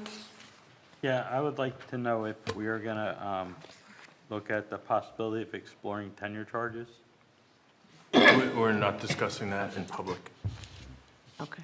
Dr. Chanley has been riced. She's not requested that anything be discussed in public concerning her employment, and so we should not be discussing that. Okay. Okay. Any other questions regarding this section? Roll call, Ms. Allen? Yes. Ms. Alvarez? Okay, yes to all, but I need to recuse on number 10, number 51, and on the bill list, check numbers 16, it's a no, to check numbers 16449, 16450, and 16451. Okay. Ms. Forrest? Yes, but I abstain on 16449, 16450, 16451. Okay. Mr. Marzine? Yes to all, no on A1. Okay. Dr. Peck? Yes. Mr. Pirro? I need to abstain or recuse on 51, Okay. and I am a no on checks 16449, 16450, 16451, and I need to recuse on check number 16032. Yes on everything. Okay. Ms. Sharma? Yes to all and no for check number 16449, 16450, and 16451. Okay. Mr. Tufano? Yes to all, no on A1. Mr. Zeichner? Yes to all except check number 16449, 16450, and 16451. Okay. And Ms. DePayne? Yes to all, but no on check number 16449, 16450, and 16451. Okay. So motion passes except for check numbers 16449, 16450, and 16451. Okay. Let's go. Okay. It is recommended that board action items AC through AD under the 9-member vote be approved by consent roll call. Motion. Second. Any discussion? Questions? Nope. Ms. Allen? Yes. Ms. Alvarez? Yes.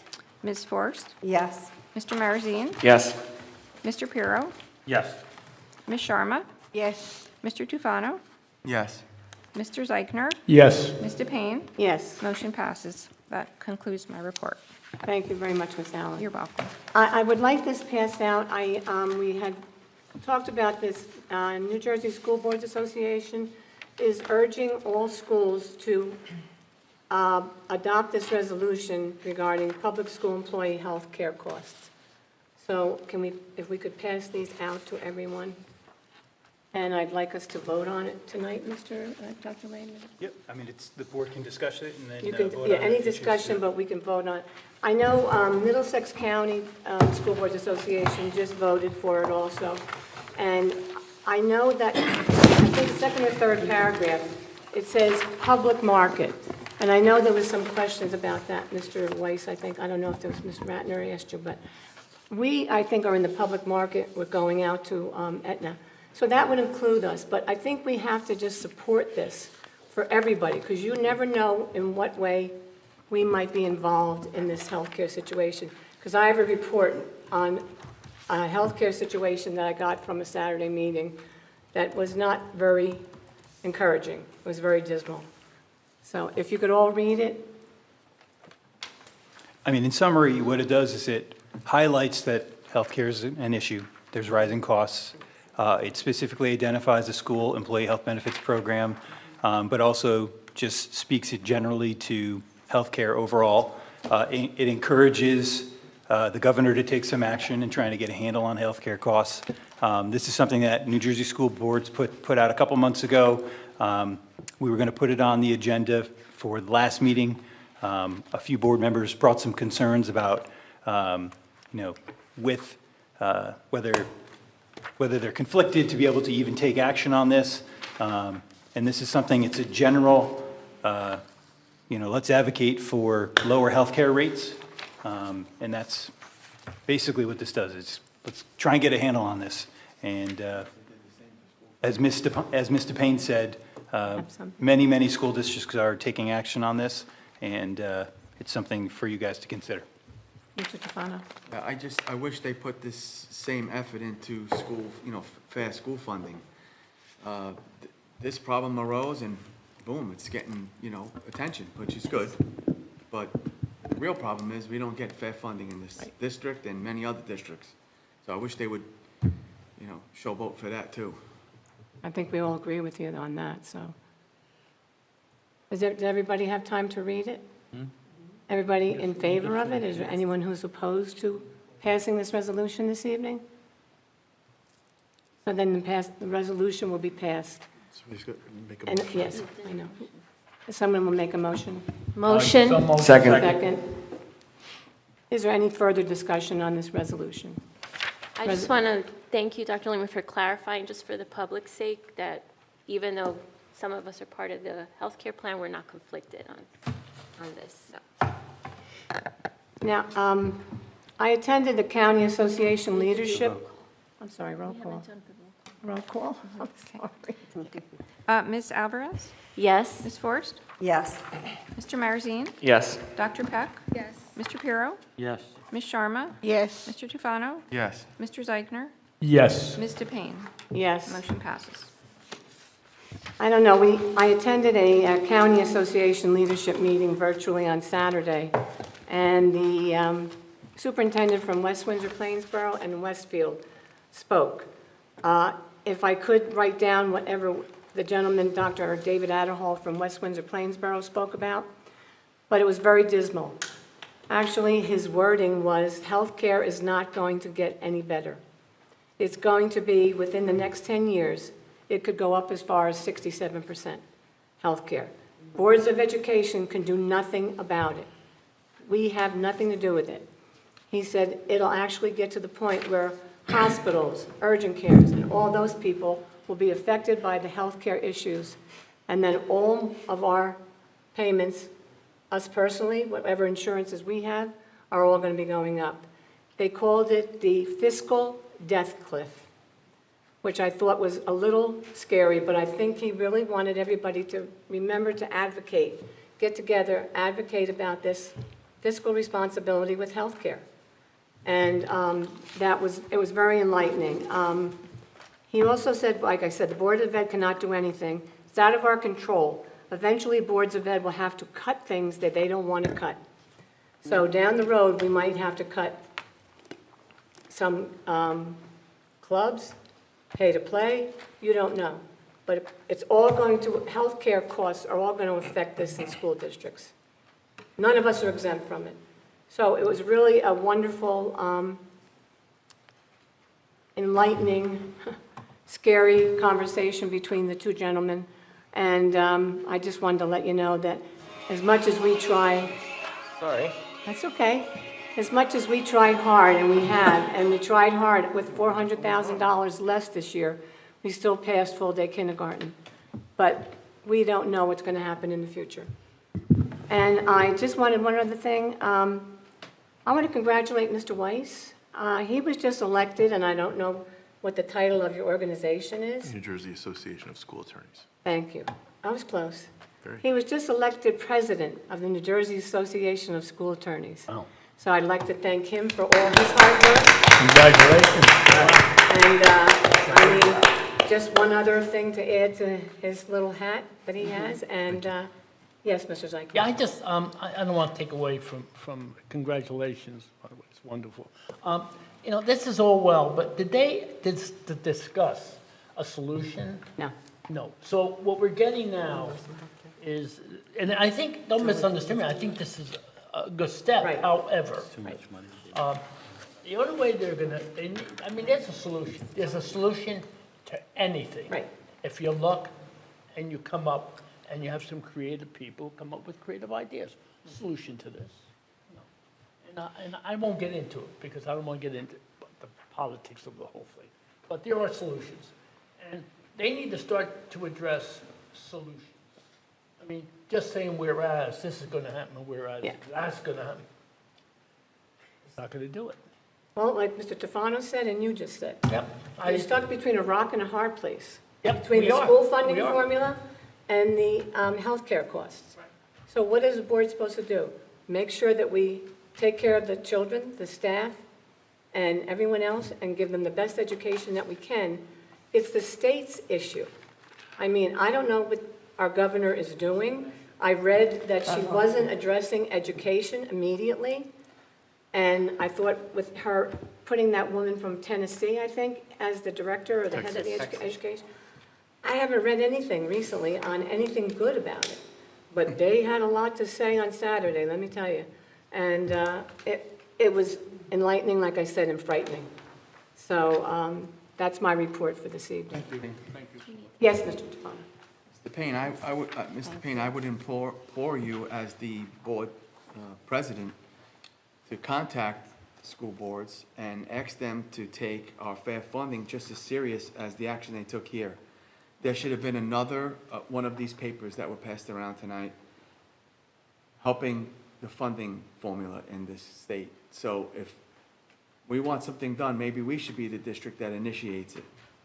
I totally agree. I guess Ms. Ratner would agree with you too, because Okay, so- she's on legislation for NJSBA. Right, but yeah. what I'm saying to you as the board president, Yeah. can you contact school boards? Yes. And ask them to write another beautiful thing like Yes. this, and whereas save our Resolution. schools with some fair funding? You got it.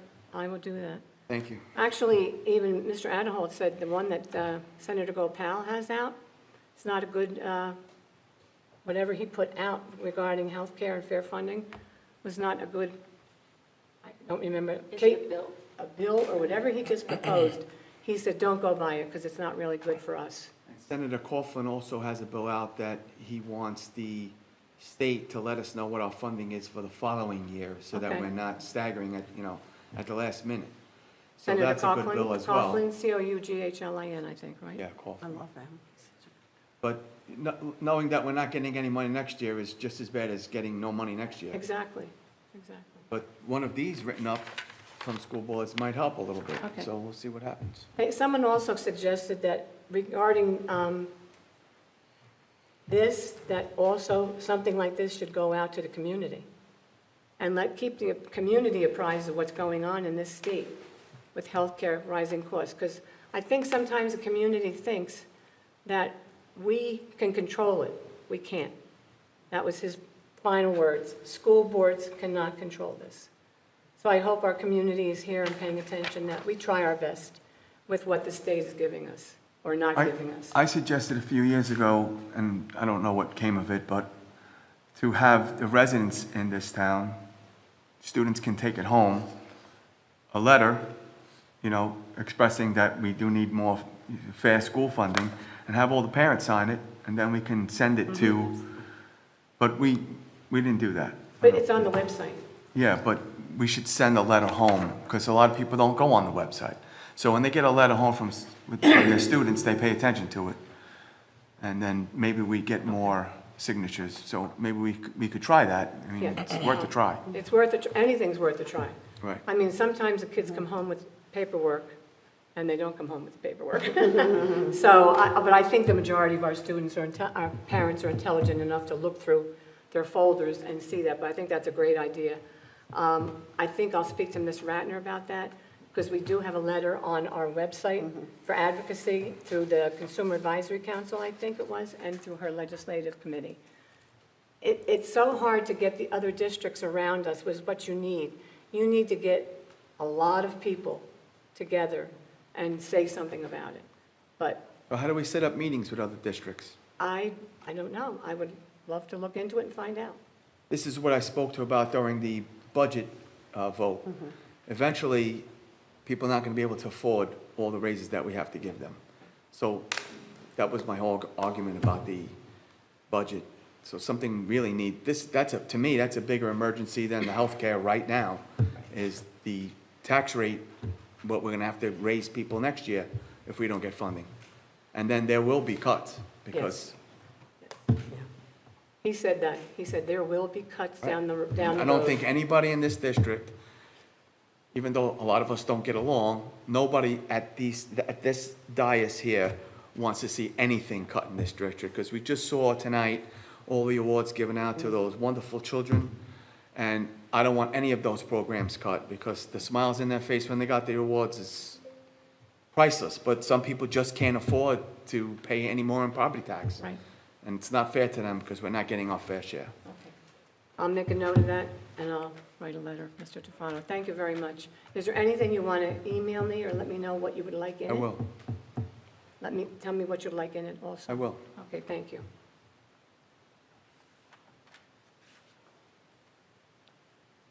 Other Board of Education business. Does any board member have anything they'd like to say tonight about anything? That was quite a lot. Yes. Mr. Pirro? Yeah, I would just like to clarify some things. There's a lot of misinformation being spread on a Facebook page about myself. So the true thing, what happened is that when I became a board member last year, I'm not familiar with the forms, filling them out and stuff. And I think that any new board member should be assisted in the beginning, filling out the disclosure forms or any other forms. So I didn't fill the disclosure form out properly, my mistake. And I voted to pay overtime to police officers for sporting events they worked. And I filed a complaint by Ms. Skirby, and I got a reprimand for filling the form out wrong. I actually called the state when I got the ethics complaint, and I asked them if I could correct it. And I was told that I could correct it the following year when I filled the form out. I said, okay. So I had no idea that I couldn't vote for that, and I'd just like to ask Dr. Lehman, have I ever ordered you or anybody in this district to hire police officers?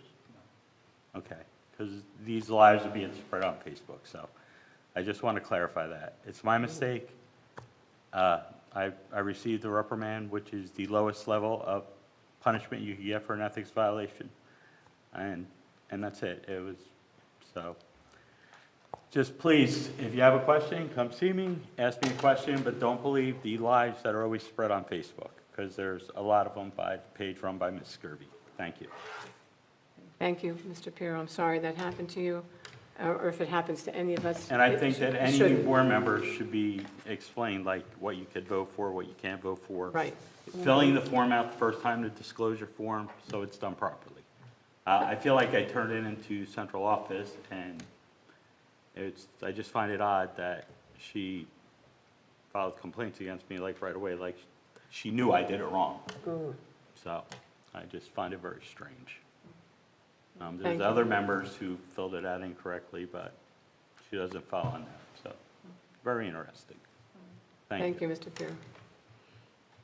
Any other board members' business would like to speak tonight? We're going to go to the public forum right now. Anyone from the audience that would like to speak on any issue? Not the agenda, please come up, state your name, where you live, and you have 4 minutes to speak. Hey, good evening. Mike Weiner at 9 Sequoia Court.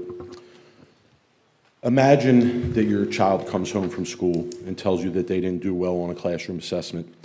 So you reach out to the teacher about the assessment and ask that they send it home so you can review it with your child. And they tell you no. Okay? They won't send it home. And if you want to review it, you have to make an appointment to come into the school district to review it with the teacher. How would that sit with any of you?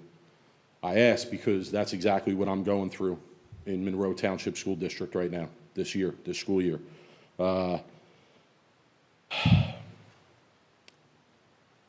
This has not only been with my daughter's language arts teacher, Mrs. Avant, but also with the language arts supervisor and with the administration at the middle school.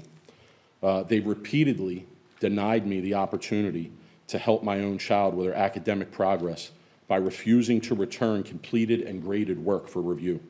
I know this sounds ridiculous, but this is actually what I've experienced this year. The assignments I'm referring to were essay-based assignments where students had to read a text, complete a series of multiple choice questions, and then in a second class session, complete a writing piece using the text as the basis for the writing. In multiple instances, my child didn't do as well as I would have liked on the multiple choice portion. The first time this happened, I reached out to the teacher that day that the reading and the multiple choice was completed and put in the grade book to see if it would be possible to get the text that night so I could review them with my daughter before she took the essay portion the following day. I was told no.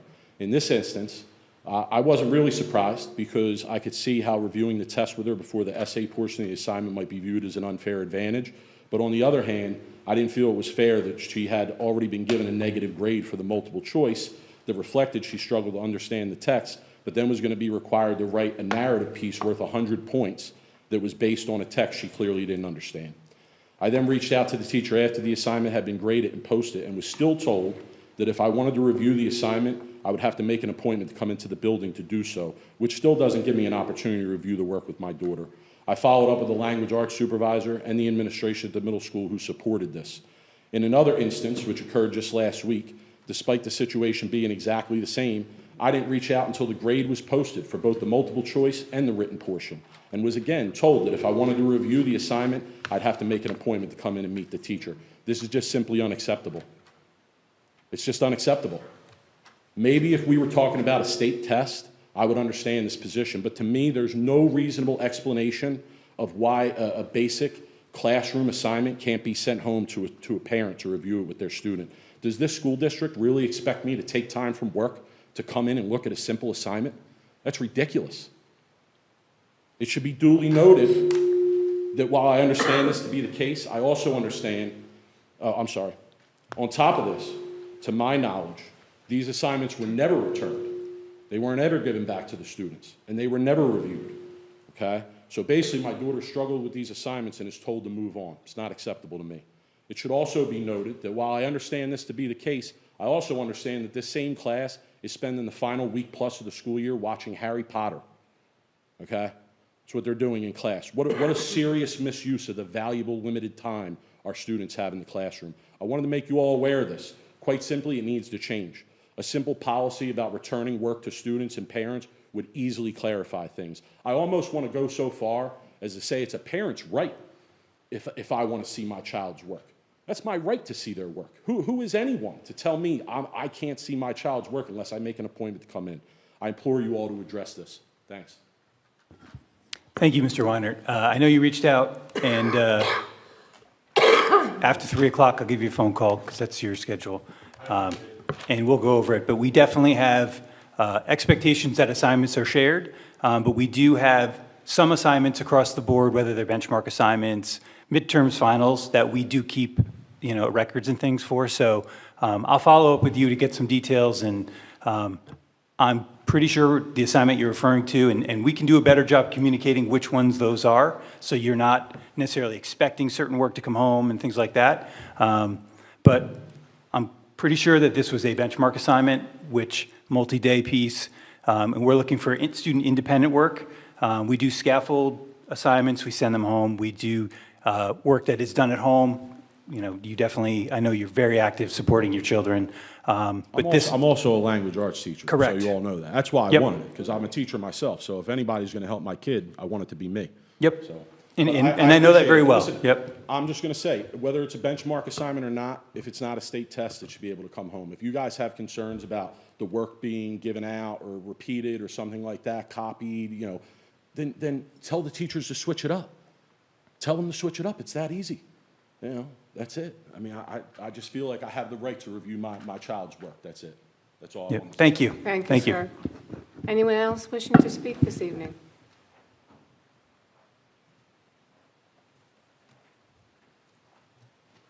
Okay, the next scheduled board meeting is July 15th. Is there a motion to close the meeting? Motion. Second. Is there any discussion about that? Yeah, can we close the meeting? Okay. Before I even say that every time, everybody's gone anyway. All those in favor? Aye. Aye. Opposed? Okay. Everyone enjoy. Summer's coming this weekend. All the dads have a nice Father's Day. Please enjoy. Bask in your children and love your children and enjoy your children.